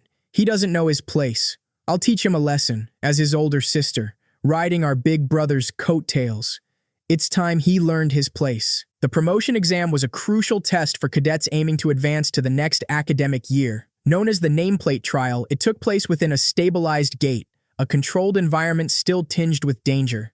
Lee Cheol observed the security around the gate, noting how thoroughly it was guarded. It's likely to reassure the citizens, he remarked to Kim Han. After all, experiments and investigations take place here. Of course, contingencies have been prepared in case of an emergency. But what truly caught Cheol's attention was the number of participants, fewer than expected. He considered whether this was carelessness on his enemy's part or simply a reflection of how cadet life operated. Regardless, he dismissed the thought. It doesn't matter. Everyone ready? He asked. Inha replied without hesitation. Of course. With resolve, Cheol gave the command. All right then, let's go. Yes, Master Lee Cheol, the students chorused, rallying behind him. Elsewhere, Lee Seol lounged comfortably, rifling through the snacks in someone else's office. You've got a lot of good snacks here, she said with a mischievous grin. They're for the customers. Don't eat them all. Jae-hak sighed, exasperated. Seol ignored the warning, pressing on. Hasn't anyone contacted you yet? I even went and told them myself. It hasn't been long since the instructor informed us that all second-year cadets entered, Jae-hak replied. The very thought of the illegitimate bastard and his ragtag Class 5 cadets made Seol's blood simmer. If we handle this right, Mother will reward us, right? Let's decide in advance what we want. Jae-hak seemed doubtful. Will it really go that smoothly? I expect it will, but... He paused, recalling their eldest brother's recent warning about Cheol. It still bothers me. Seol scoffed. What? Is it over already? She glanced at a report. Her excitement rapidly gave way to disbelief and fury. 21 eliminated, 15 dropped out, and all the first-year students of Class 5 survived? That's impossible. Jae-hak confirmed the bitter truth. We lost. A complete defeat at the hands of our youngest brother, Lee Cheol. In the forest, panic overtook the remaining cadets. Damn it! He's just a Class 5. Shut up and run. If we hide in that cave, maybe he won't find us. A voice cut through the tension like a blade. That's right, Lee Cheol said calmly as he stepped from the shadows. Terror exploded on their faces. Kwa! I, Lee Cheol, am here, he stated, unfazed. You did hide well. I had a hard time finding you. Don't come near me, one student begged. So what if you're from a direct lineage? Why are you picking on us? Cheol's voice turned colder. If someone hears you, they might think I started this. If you brandish your sword at a direct descendant, you pay the price. The student screamed as Cheol advanced. Soon after, Inha arrived. Master Lee Cheol, we're done here. Good. Once it's over, move immediately. There are still others who might come for us. I understand. I'll regroup with Kim Han's unit, Inha replied. As planned, I'll proceed alone. Make sure to eliminate your assigned targets and secure the nameplates without delay. Right away! The trial focused on nameplate acquisition, not direct combat prowess. Simply stealing from cadets was too inefficient, so Cheol formed a hypothesis. Could I locate nameplates using my magic eyes? He activated his ability, and it worked. He tracked them, hidden under rocks, buried in snow, even tucked inside tree hollows. It was more than successful. His bag grew heavy with collected plates, though his eyes strained from overuse. Still, he welcomed the opportunity to improve his mana control. The finale phase of the trial had arrived, but fighting hadn't ceased since dawn. And then, there was her. If I keep avoiding her, she'll become more of a nuisance. I've finally found you. Lee Cheol, Seo-hyun declared triumphantly. What? Aren't you surprised? I knew you were after me, Cheol replied calmly. Then why didn't you stop and wait? I'm standing here now, aren't I? Seo-hyun huffed. Sure, whatever you say. There's no need for more words. Let's fight. This will decide our hierarchy. If I win, you'll start calling me sis. Cheol raised an eyebrow. And if I win? Well, then I'll call you Big Bro, she shouted, flustered. If that was a mental attack, then let me say, it worked. Shut up, she barked, drawing her weapon. You talk too much. It's time we fight it out, Lee Cheol. They stood at the edge of battle, two cadets poised not just to clash weapons, but to settle a year's worth of tension, rivalry, and quiet admiration in one explosive duel. After the promotion exam concluded without incident, it quickly became the talk of the academy. The increasingly strict evaluation system and the rare presence of not one but two direct descendants participating in the same year only intensified public interest. Speculation buzzed among the students. The young lady probably took first place, right? Could the first years even hold their ground with the second years involved? And those guys, yeah, exactly, the illegitimate child and class 5 of the first years. Amidst the murmurs, Jung-ho approached with calm professionalism. Congratulations, Master Lee Cheol. You placed first overall. Cheol accepted the praise quietly. Thank you. Honestly, I didn't think they'd give me top rank. I guess they couldn't afford to be too obvious with their bias. Even if Lee Seo-hyun's results were decent, she lost all her nameplates in the end. You're awfully calm for someone who just became the top cadet, Jung-ho said. This is a huge achievement. Cheol nodded, his tone steady. My nanny will probably be happy. Thank you for congratulating me. In-ha and Kim-han rushed forward, elated. Congratulations, Master Lee Cheol. Congratulations, Jung-ho continued with the ceremony. Next, Cadet Choi In-ha, come forward. Congratulations on your promotion. Thank you, In-ha said shyly. Overall rank 13. Cheol glanced at her. Don't get carried away, Choi In-ha. Enjoying the moment is fine, but don't let it get to your head. I understand, Master Lee Cheol, she replied with renewed resolve. Next, Cadet Kim Bo-seong. Congratulations. Thank you. Overall rank 24. You too, Cadet Kim Han, Jung-ho said. Promotion in your first year, huh? You've worked hard. Congratulations. Overall rank 34. Kim Han looked down, slightly frustrated. My results are average. This is honestly disappointing. But no, this is only the beginning. I'll become someone strong, like Master Lee Cheol. Bo-seong clenched his fists. I have to try even harder. In-ha stood tall, more determined than ever. I've decided to change. I won't become a burden to him anymore. I won't live a mediocre life. Cheol watched them with quiet satisfaction. From now on, I'll never lose again. This will be the last time I stand beside them like this. But I'm not worried anymore. Everyone did well. To think all of them got promoted, if even one had failed, I'd have put them through intense training myself. What a shame, huh? His expression turned serious. Our second year will be even harsher. There will be plenty of people waiting to crush you, but I'm sure you can all handle it, right?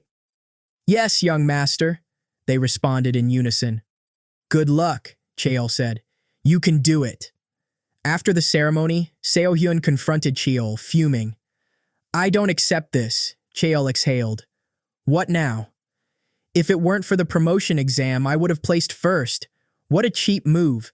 Was it necessary to steal my nameplates after mocking me? Do you even know how hard I worked to collect them again? Tsk. If only I'd had the ivory sword with me. Cheol reflected silently. She's not wrong. I thought it would be an easy win, but it took me an hour to defeat her.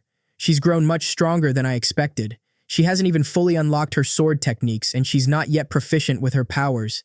Yet she still managed to do all that. I really don't want to fight her again. Still, Seo-hyun wasn't finished. A bet is a bet. Cheol raised an eyebrow. What are you talking about now? Our wager. How we address each other. You remember, right? I'll say it now. Big bro. Keep talking, Cheol warned, eyes cold, and it'll become a fight to the death. Oh, okay. Do you hate the idea that much? Enough with the nonsense. Let's go. We'll be late. Oh, right. We should get going. Together they stepped forward. Greetings, it is us, father, they said in unison. The patriarch welcomed them. Welcome. I heard you've completed your first-year cadet curriculum. What did the two of you see and feel? Cheol glanced at Seo-hyun, then shrugged. Why are you looking at me? I saw the true nature of our family. He coughed suddenly, silencing the momentary boldness. The patriarch narrowed his eyes. What do you mean? Seo-hyun stepped forward first. I understand that rivalry comes with competition. But I saw things that shouldn't have been acceptable, being treated as normal. I prefer things to be fair and square. Whatever I achieve, I want to achieve with my own sword, my own strength. Fair and square, huh? The patriarch said thoughtfully. Not bad. The sacred sword chose her for a reason. She used to be timid, a whiner. What changed her? It must be him. He turned to Cheol. Now Lee Cheol, what did you feel? Cheol stood firm. What I felt was shame. The Cadet Corps is the root of the esteemed Marshall Lee clan, and right now, something is wrong with it. Something is wrong, huh? They didn't fight, Cheol continued. You can be weak, you can lose, but anyone who stops fighting doesn't belong in the Marshall Lee clan. I saw many cadets like that, which means the problem lies in the instructor's abilities and methods. The patriarch gave a small, unreadable smile. What a bold statement. Cheol blinked. Wait, was that a chuckle just now? The patriarch's expression turned firm again. To form and express your own convictions through your cadet lives is commendable, but always be wary. Once you fall into the swamp of narrow-mindedness, it's hard to get out. Cheol hadn't expected such advice from his father. He bowed respectfully. Thank you. I'll keep that in mind. Seo-hyun echoed him. Thank you. The patriarch nodded. I've been informed of your performance this past year. While cadet missions differ from those of formal warriors, the content was equivalent. You realize this was a test I gave you, and you fulfilled it with diligence. The reason I've summoned you today is to reward your efforts. Cheol straightened. He's always been strict with rewards and punishments. There must be a reason he's doing this. Seo-hyun's eyes lit up. In that case, I would like the dragon scale chest plate, artisan-grade armor. Very well, the patriarch said. I'll inform the treasury. Pick it up tomorrow. I understand. Thank you so much. The patriarch turned to Cheol. How about you, son? What is it that you want? Cheol met his gaze. I would like permission to enter Heavenly Mountain. Cheol stood amidst a carefully arranged pile of supplies. I have the herbalist's book, the cast-iron cauldron. The medicinal tools are here too, he murmured, mentally checking each item. All right, looks like I've packed everything I need. Heavenly Mountain, also known as Spirit Mountain, was a sacred place where magic herbs and even rare elixirs grew. On Red and Blue Island, the most he'd managed were half-baked medicines, but now he could craft them properly, and with the patriarch's permission, he could finally set foot there. This visit meant more than gathering herbs. The warrior's journey, the final test for the children of the esteemed Marshall Lee clan to be recognized as true warriors, always began with a pilgrimage to Heavenly Mountain. It was an unspoken rite of passage. But for Cheol, it was more than a family tradition. It was a place he needed to visit, regardless of formalities. Just then, a soft knock broke the stillness. Come in, he called. A maid stepped in with a respectful bow. Excuse me, young master, a message has arrived. From whom? Well, young Master Lee Jae-hak has extended an invitation to you. It's been a while, Jae-hak greeted, seated comfortably in a well-appointed room. Is this our first meeting since Chuseok this year? That's right, Cheol acknowledged. I see you remembered. Jae-hak gave a knowing smile. Well, I'm not so dull that I'd forget something like that. Cheol watched him closely. As expected, he's no ordinary person. He casually makes conversation, brews the tea himself, and picks his seat without hesitation. This kind of concealed friendliness is harder to deal with than open hostility. Jae-hak offered him a cup. Drink. Tea is my only hobby, so it shouldn't be bad. Thank you, Cheol said, accepting it. Do you always serve tea to guests yourself? It depends on the guest, Jae-hak answered lightly. I picked the leaves for this tea from a plantation overseas a few years ago. He's not rushing into the main topic, Cheol observed inwardly. That kind of composure, controlling the tempo of a conversation, doesn't suit someone with just martial skill. He's more than just a swordsman. He's skilled at navigating power. This should be enough to gauge each other, Jayhawk must have thought, and then he shifted the tone. The reason I called you is about the last promotion test, Jayhawk began. Did you know that Seal Ah and I orchestrated it? I did, Cheol answered plainly. Then this will be quick. That incident wasn't my decision. So that's his angle, Cheol noted. Jayhawk is known more for politics, administration, and commerce than for combat. People call him the Golden Sword for his ability to maintain relations without creating enemies. In other words, he doesn't want to make me one. With that said, Jayhawk continued, I do bear some fault. If you wish, I'll offer you an apology. That won't be necessary, Cheol replied coolly. This kind of thing will only repeat in future matches. You're not going to say you had no choice because of Lady Beck's orders, are you? Matches, huh? Jayhawk leaned back slightly. Do you see me as an enemy? It's hard not to see someone as an enemy when they interfere with my people and resort to obvious tricks, Cheol said, his voice sharp. What should I do? Jayhawk mused. Should I eliminate you now to avoid future trouble? Or, what would you like me to do? Show some sincerity, Cheol said. I'm not the only one who was harmed. What an arrogant brat, Jayhawk thought. He refuses my apology and instead demands compensation? Still, I like that. Fine, Jayhawk said aloud. I'll send some decent elixirs to the students of Class 5. I'll also compensate you personally. Since you've made such a big concession, Cheol replied, I won't bring up the matter again. Jayhawk gave a wry smile.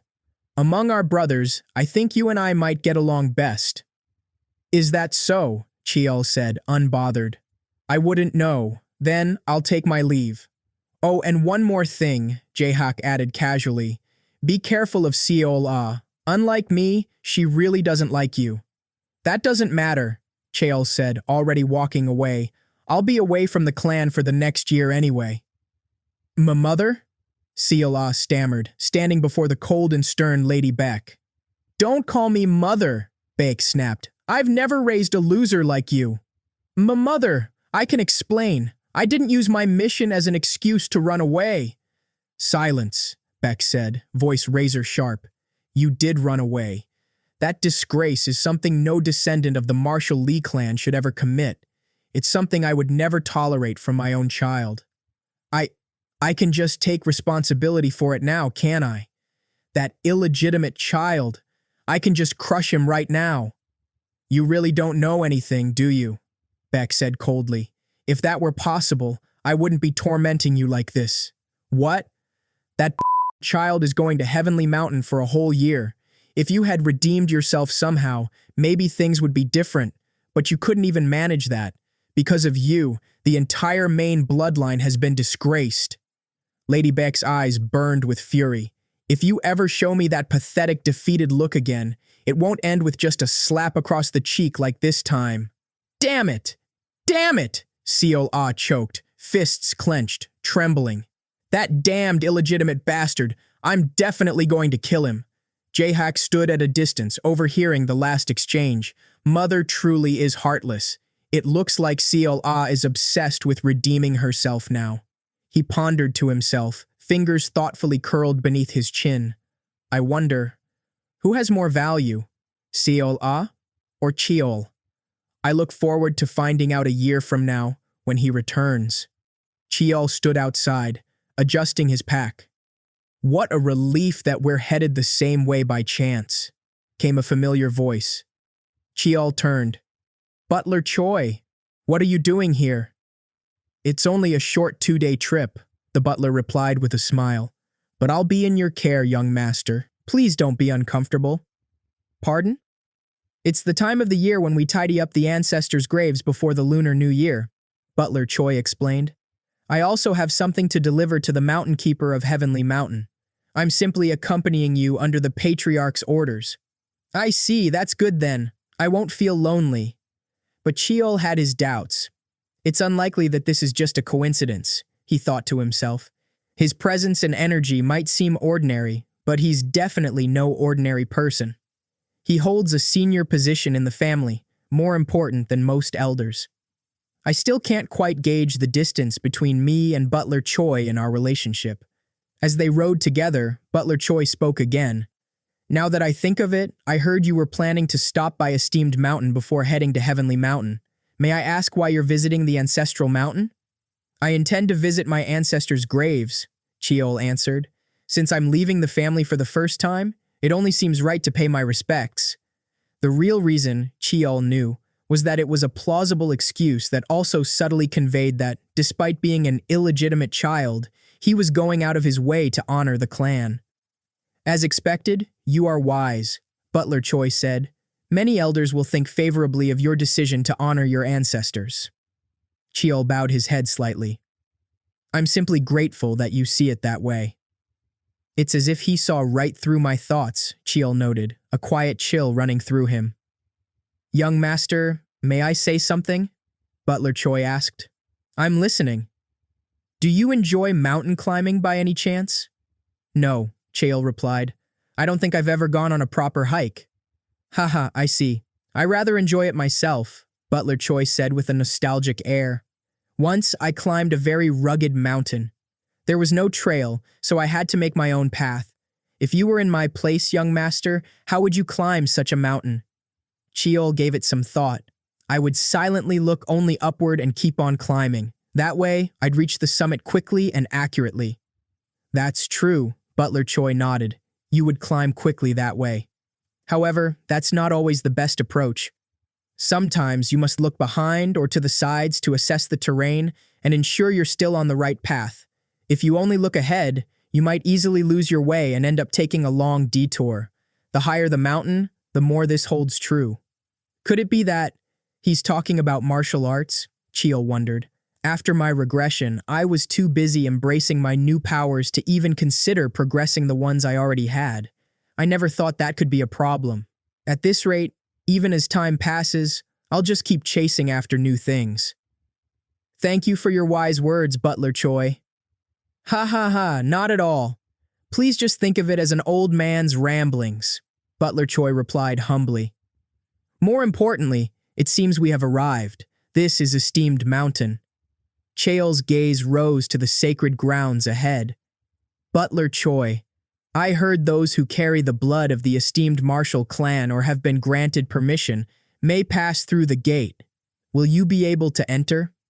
I was granted authority by the former patriarch, Butler Choi replied, hands clasped behind his back. Even though it's more than I deserve, really. I've come to tend to the grave of the former patriarch. What about you, young master? I think I'll visit the place where the ancestral tablets of the progenitor are enshrined first. As Cheol stepped through the barrier of the ancestral mountain, a strange sensation washed over him. What is this feeling? It felt as though he had stepped into another world. Well then, I'll take my leave now, Butler Choi said gently. I hope you achieve what you've set out to do, young master. Thank you. Cheol soon arrived at the grave of the first patriarch. He knelt respectfully. I, a descendant of the esteemed Marshall Lee clan, pay my respects to the founder of our clan. Drawing his sword slowly, he looked up at the gravestone. From this point on, even though I am committing the discourtesy of drawing my sword at your ancestral grave, please forgive me, as I am only following the arrangements you have left behind. Black Twilight is a sword, but that is not all it is. Before his regression, Cheol's eldest brother had revealed the family's secret. There were 9 seals placed on Black Twilight. He only knew of 4. The first seal was to prove oneself as the master of the sword. The second, to prove one's bloodline within the Marshall Lee clan. The third was the naming ceremony, the first trial created by the founder. So far, I have unlocked 3 seals. What will the next hint be? Heavenly Mountain. It really is Heavenly Mountain, just as I remember. The air was dense with mana, far more than Red and Blue Island. According to the records, the family's founder had chosen this place to train his descendants after sensing its unique energy. This was Cheol's first visit. It's a truly beautiful mountain, isn't it? Butler Choi remarked. Yes, it feels different from a steamed mountain or red and blue island, Cheol replied, eyes scanning the expansive landscape. I hope you achieve satisfactory results, young Maz. A sharp voice cut through the air. How noisy. A man appeared out of nowhere. Ugh, you swarmed this place like a pack of dogs. When did he get here? I didn't sense any approaching presence. Cheol's eyes widened in alarm. Young master, Butler Choi, fall back, one of the guards warned. He's strong. You bastards must have a death wish, the man growled, eyes flashing. Put your weapons away while I'm being nice. All units, assume formation, one guard ordered. Damn you black-haired punks, the man hissed. Once you hold a piece of metal, you completely stop listening. He clicked his tongue in disgust. Tsk, you dare to attack me, you weaklings. Then his gaze turned toward Cheol, sneering. Hey, you rude asshole, didn't I tell you to inform me at least a month in advance? If you came without even a bottle of liquor, you're dead meat. My apologies for that part, Butler Choi interjected calmly. You're overdoing it a bit. I'm overdoing it? You've got some nerve talking back now? Cheol looked at Butler Choi in confusion. Butler Choi? Oh, my apologies for the late introduction, Butler Choi said, as if just remembering. This is the Mountain Keeper of Heavenly Mountain. The man looked Cheol up and down. He's the one? The kid that Tayson brought from the outside? Yes, Butler Choi confirmed. He is his 9th child, Lee Cheol, and he is now entering the mountain. The Mountain Keeper tilted his head slightly. You saw a bit of my movements, didn't you? Cheol, internally tensing, acknowledged it. To think he picked up on that so quickly. Yes, that's correct. You do give off a bit of Tayson's vibes, the man muttered, scrutinizing Cheol further. Your scent is a bit strange, though. Suddenly Cheol flinched. And your eyes, they're weird too. Cheol lowered his gaze, unsettled. That's... Abruptly the man burst into a delighted exclamation. Ooh-ha! The Westerner's liquor is truly interesting. Even though the wood scent is strange, it strangely lingers on the tongue. I'm glad it suits your taste, Butler Choi said with a small smile. Cheol, chuckling nervously, added, Even without knowing much about alcohol, I can tell it's not cheap. Ha. The Mountain Keeper turned serious again. All right, let's hear your story now. For a little brat like you to be sent here to train, you must be really disliked, huh? I volunteered to come here, Cheol answered firmly. Oh ho, is that so? The man looked vaguely amused. You really are a kid with his fortunes and misfortunes all tangled up? Cheol's thoughts ran deeper than the conversation.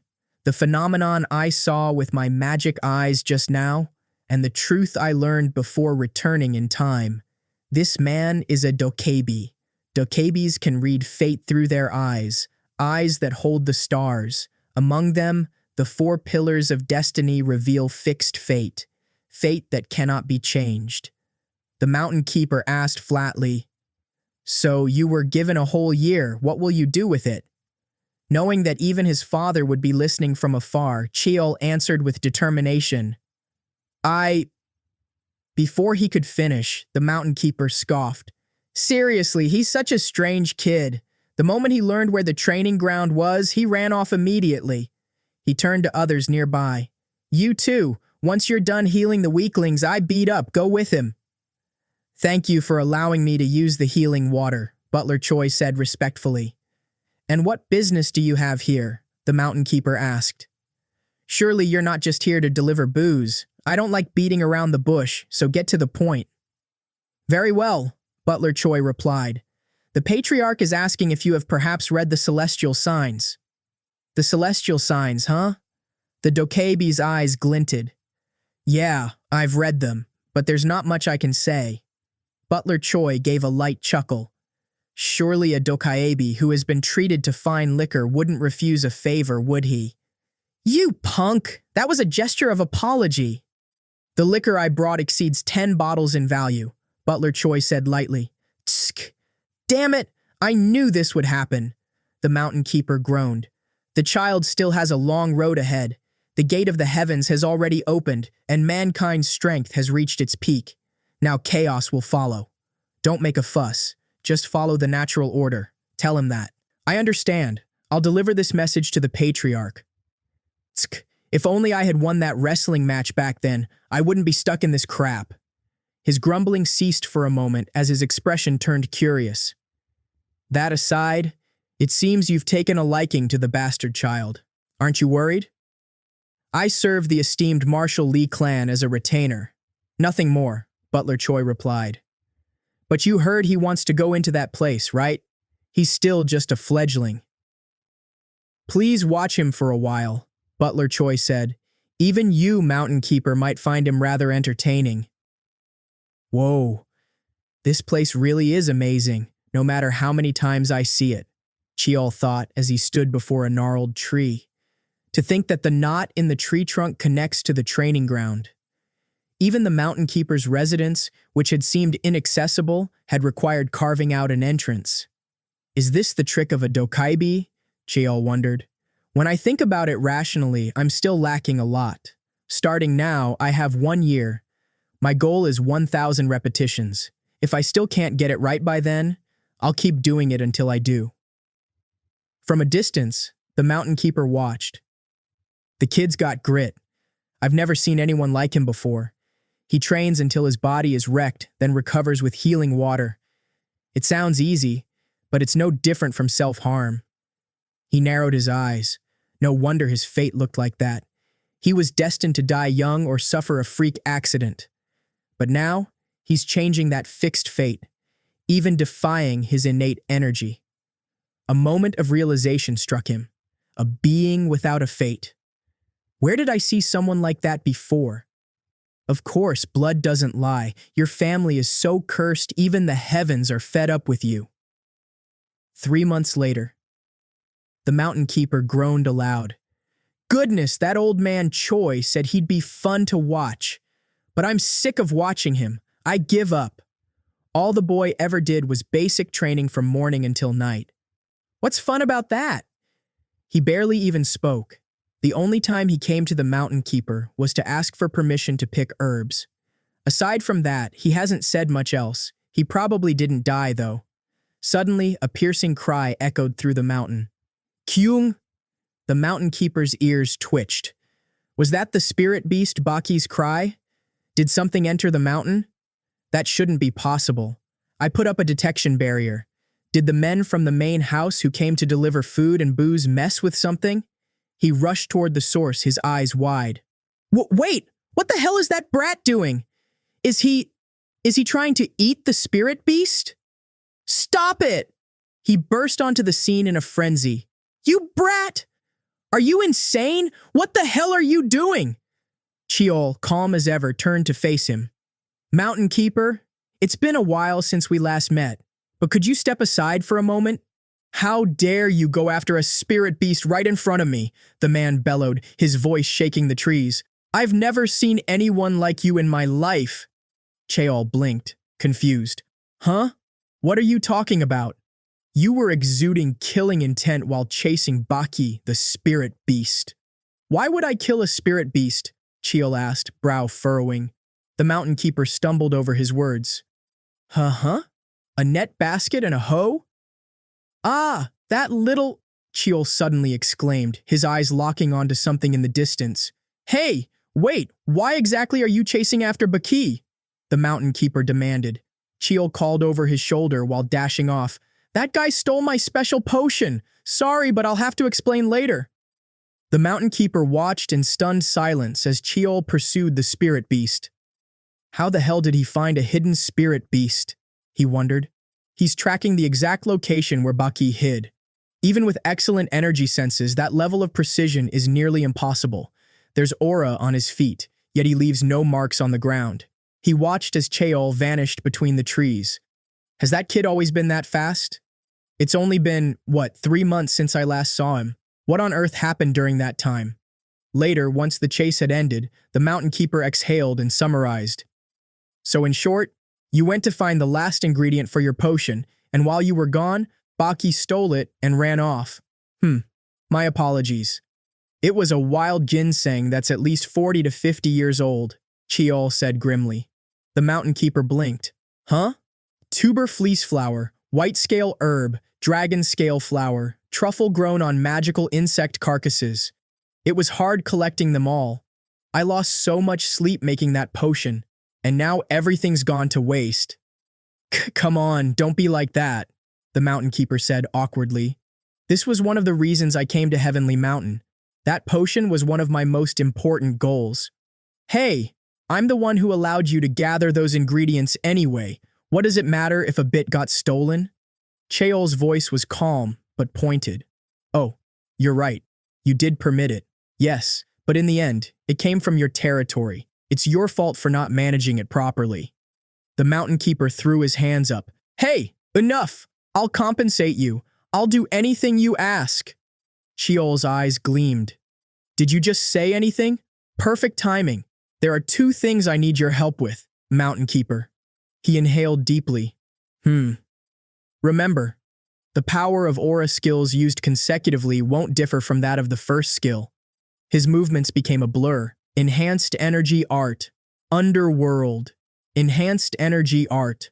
Razor wind. The attack swept forward with force, but Cheol grimaced. Tsk. That wasn't powerful enough to kill her? From nearby, the Mountain Keeper groaned. Damn it, I can't believe I'm stuck cleaning up after a brat. Why the hell did I agree to ever help you? Hey, brat, want to rest for a bit? Cheol panted. Phew, let's continue right away. The Mountain Keeper sighed heavily. Fine, do whatever you want. Focus and visualize the target clearly in your memory. Ugh, he thought as he began channeling illusion magic. My spiritual energy is being drained like crazy. How did he even know he could ask for training help using illusion magic? What's done is done, he resolved. Just gotta shake it off. He remembered the second task. The second task is harvesting mana grass, which isn't exactly difficult. As he watched Cheol move across the terrain, he noted the changes. He's really built up his body over the past 3 months. I think he's even grown taller. Overall, his movements have become more refined and skilled. Rather than simply saying he's gotten stronger, I'd say he's become sturdier. Still, I really should ask him about that weapon. Later, Cheol leaned back, breathing heavily. Phew, I feel alive again. Without this healing water, I wouldn't have made it. He glanced at the crystalline pool nearby. It'd be nice if we had healing water outside of Heavenly Mountain, like at the main estate or something. Suddenly, his senses snapped to attention. Who is this? I didn't even sense them getting this close. Judging by how tired you look, I guess even you are human, the Mountain Keeper said as he approached. Mountain Keeper? What brings you here? Cheol asked. I've used up a lot of my strength too. Don't you think I deserve to relax? He replied, settling down. Looks like you've been here a while. Are you getting any real rest? I always rest well, Cheol said plainly. When you come here after training, maybe, the Mountain Keeper chuckled. I've lived a long time, you know, yet I've never seen anyone train as recklessly as you. Cheol eyed the eggs the older man had brought. When did he get those eggs? Haha. I see. I still feel a little uncomfortable around him. He stood up. I think my body's fully healed, so I'll dip out first. Wait, sit back down, the Mountain Keeper said firmly. I have something to ask you. That weapon you were wielding earlier, what's its name? This one? Yeah, where did you get it? I promise I won't tell anyone anything related to it. I'm not completely sure, but I think it's related to something I saw a long time ago. Its name is Boundless, Cheol answered. I found it in the family archives. I don't know how much you know about it, the Mountain Keeper said slowly. But like I said, I once saw something very similar to it in the distant past. He paused, his expression darkening with memory. Long ago, there lived a shaman who could communicate with spirits and read the stars in the sky. The shaman always carried something with him, a stone that could freely change its shape. With just that stone, he could perform all sorts of magic. The Mountain Keeper's voice grew heavier. He used the arcane arts without ever asking for anything in return. Naturally, he became the greatest shaman of his time. But in the end, the stone he trusted consumed him. He lost his mind and went on a rampage like a beast, It didn't even take a year before he was completely changed. Because he couldn't be killed easily, he was sealed away instead. Cheol asked quietly, "What happened to the stone?" "They gathered the power of many sorcerers of that era and destroyed it," the Mountain Keeper replied. "This story sounds similar to something I once read in the library." Cheol thought aloud. By any chance, was the shaman sealed in a place called Thousand Demons Mountain? The Mountain Keeper shook his head. He was sealed on an island located at the eastern end. Then it's not the same as the account I read. The stone and Boundless, they're separate objects, but they are related, Cheol concluded. The Mountain Keeper leaned in slightly. "Please continue. Back then, I smelled something foul from that stone. It's similar to the scent I sense from you right now. A strange smell, not of human, beast, or spirit. Your Boundless is a foreign object of unknown origin. There must be a lot of better weapons out there. Why not just give it up?" Cheol felt a pressure growing around him. Though the Mountain Keeper's words were framed as advice, there was an unmistakable suffocating threat behind them, as if his heart were being gripped tightly. He recalled a moment from his past. "When I obtained my magic eyes, my father had suggested sealing them. In response, I said these exact words: 'If it's a power given to me, then I'll subdue it, and show that I can use it.'" The Mountain Keeper raised an eyebrow. "How arrogant of you, to say that to Taishan himself. But kid, do you really think your magic eyes and that thing are the same?" "To me," Cheol said steadily, "they're not that different." "Then there's no helping it." The Mountain Keeper straightened up. "I'll have to take it from you by force. Just hand it over while I'm still asking nicely. It's been a while since I last swung my weapon. I can't guarantee I'll be able to control my strength." Cheol didn't flinch. "I don't think you'll do that, Mountain Keeper. Because if you do, you'll be breaking your vow." The Mountain Keeper paused, then let out a deep sigh. You knew everything, didn't you?" "Of course," Cheol replied calmly. "To protect the mountain and assist the trainees. That's the oath you made with the founder, isn't it? You were just testing me. You wanted to see if I had the resolve." The Mountain Keeper grunted. "If you knew, why didn't you say so, you arrogant brat? You weren't entirely against taking it by force if it came to that, were you?" Cheol shot back. The old man clicked his tongue. "Tsk, tsk. From what I can see, you're definitely one who survives in this world with your tongue and wits. Thank you for the compliment." "That was an insult, you brat," Cheol smirked. "Why didn't you just try to take it by force anyway? You could have said you were doing it to help me." "Because that doesn't have the same eerie aura I felt from the shaman," the Mountain Keeper admitted. "That thing, Boundless, probably isn't some monster that devours its master." "I see," Cheol said. "Thank you for telling me. By the way, Mountain Keeper? Huh? What is it now? Didn't you just threaten a trainee by pointing a weapon at him? I'm the type to be thorough when settling debts. You know that, right?" The Mountain Keeper paled slightly. Hey! Are you the type who'd even rip off the Grim Reaper?" Cheol smiled inwardly. It worked. Who knew it would take me 3 whole months to read Jewblade's memories? Before heading to Heavenly Mountain, I received 2 swords from Lee Jahak. Artisan Sword Jewblade and Artisan Sword Effenberg. Effenberg is imbued with innate yin energy and radiates chills. Its memories were short, so I absorbed them in advance back at the main house. Now, shall I test out Jewblade's abilities? Before the cadet evaluation began, I saw Boundless's second memory. It was the new power I obtained, the ability to use the copied weapon's abilities. Jewblade's power seems to be the ability to transfer items. Simply copying its form wasn't enough to manifest that ability. Maybe it only works with weapons absorbed through dark energy? Since the seal was broken at Esteemed Mountain, I might as well take a look at Black Twilight's memories too. Before the seal was released at Esteemed Mountain, this was as far as I could see. What's important happens now. In a memory, the Mountain Keeper stood solemnly. I've decided to seal this sword. I can't bear to see my children be swayed by the sword's power. Another person, likely a sorcerer, responded, Sealing it won't be difficult, but are you sure about this? If so, It will be hard for anyone to receive this sword's recognition from now on. It doesn't matter, the Mountain Keeper answered. If someone isn't suited for it in the first place, it's better that they don't use it. I understand, the other replied. The sealing is complete. The contents of the seal are… Cheol strained to listen, but frowned. I still can't hear anything about the seal that hasn't yet been released. The sorcerer continued. Once the third seal is released, its abilities will be fully unlocked. Are you all right with that? It's fine, the Mountain Keeper replied. If it's just that much, it won't change things drastically. Still, I should test it. Cheol gasped. Is there a magic circuit flowing inside Black Twilight? In terms of complexity, it's no different from a human magic system. The mana wasn't just cut, it's being dispersed.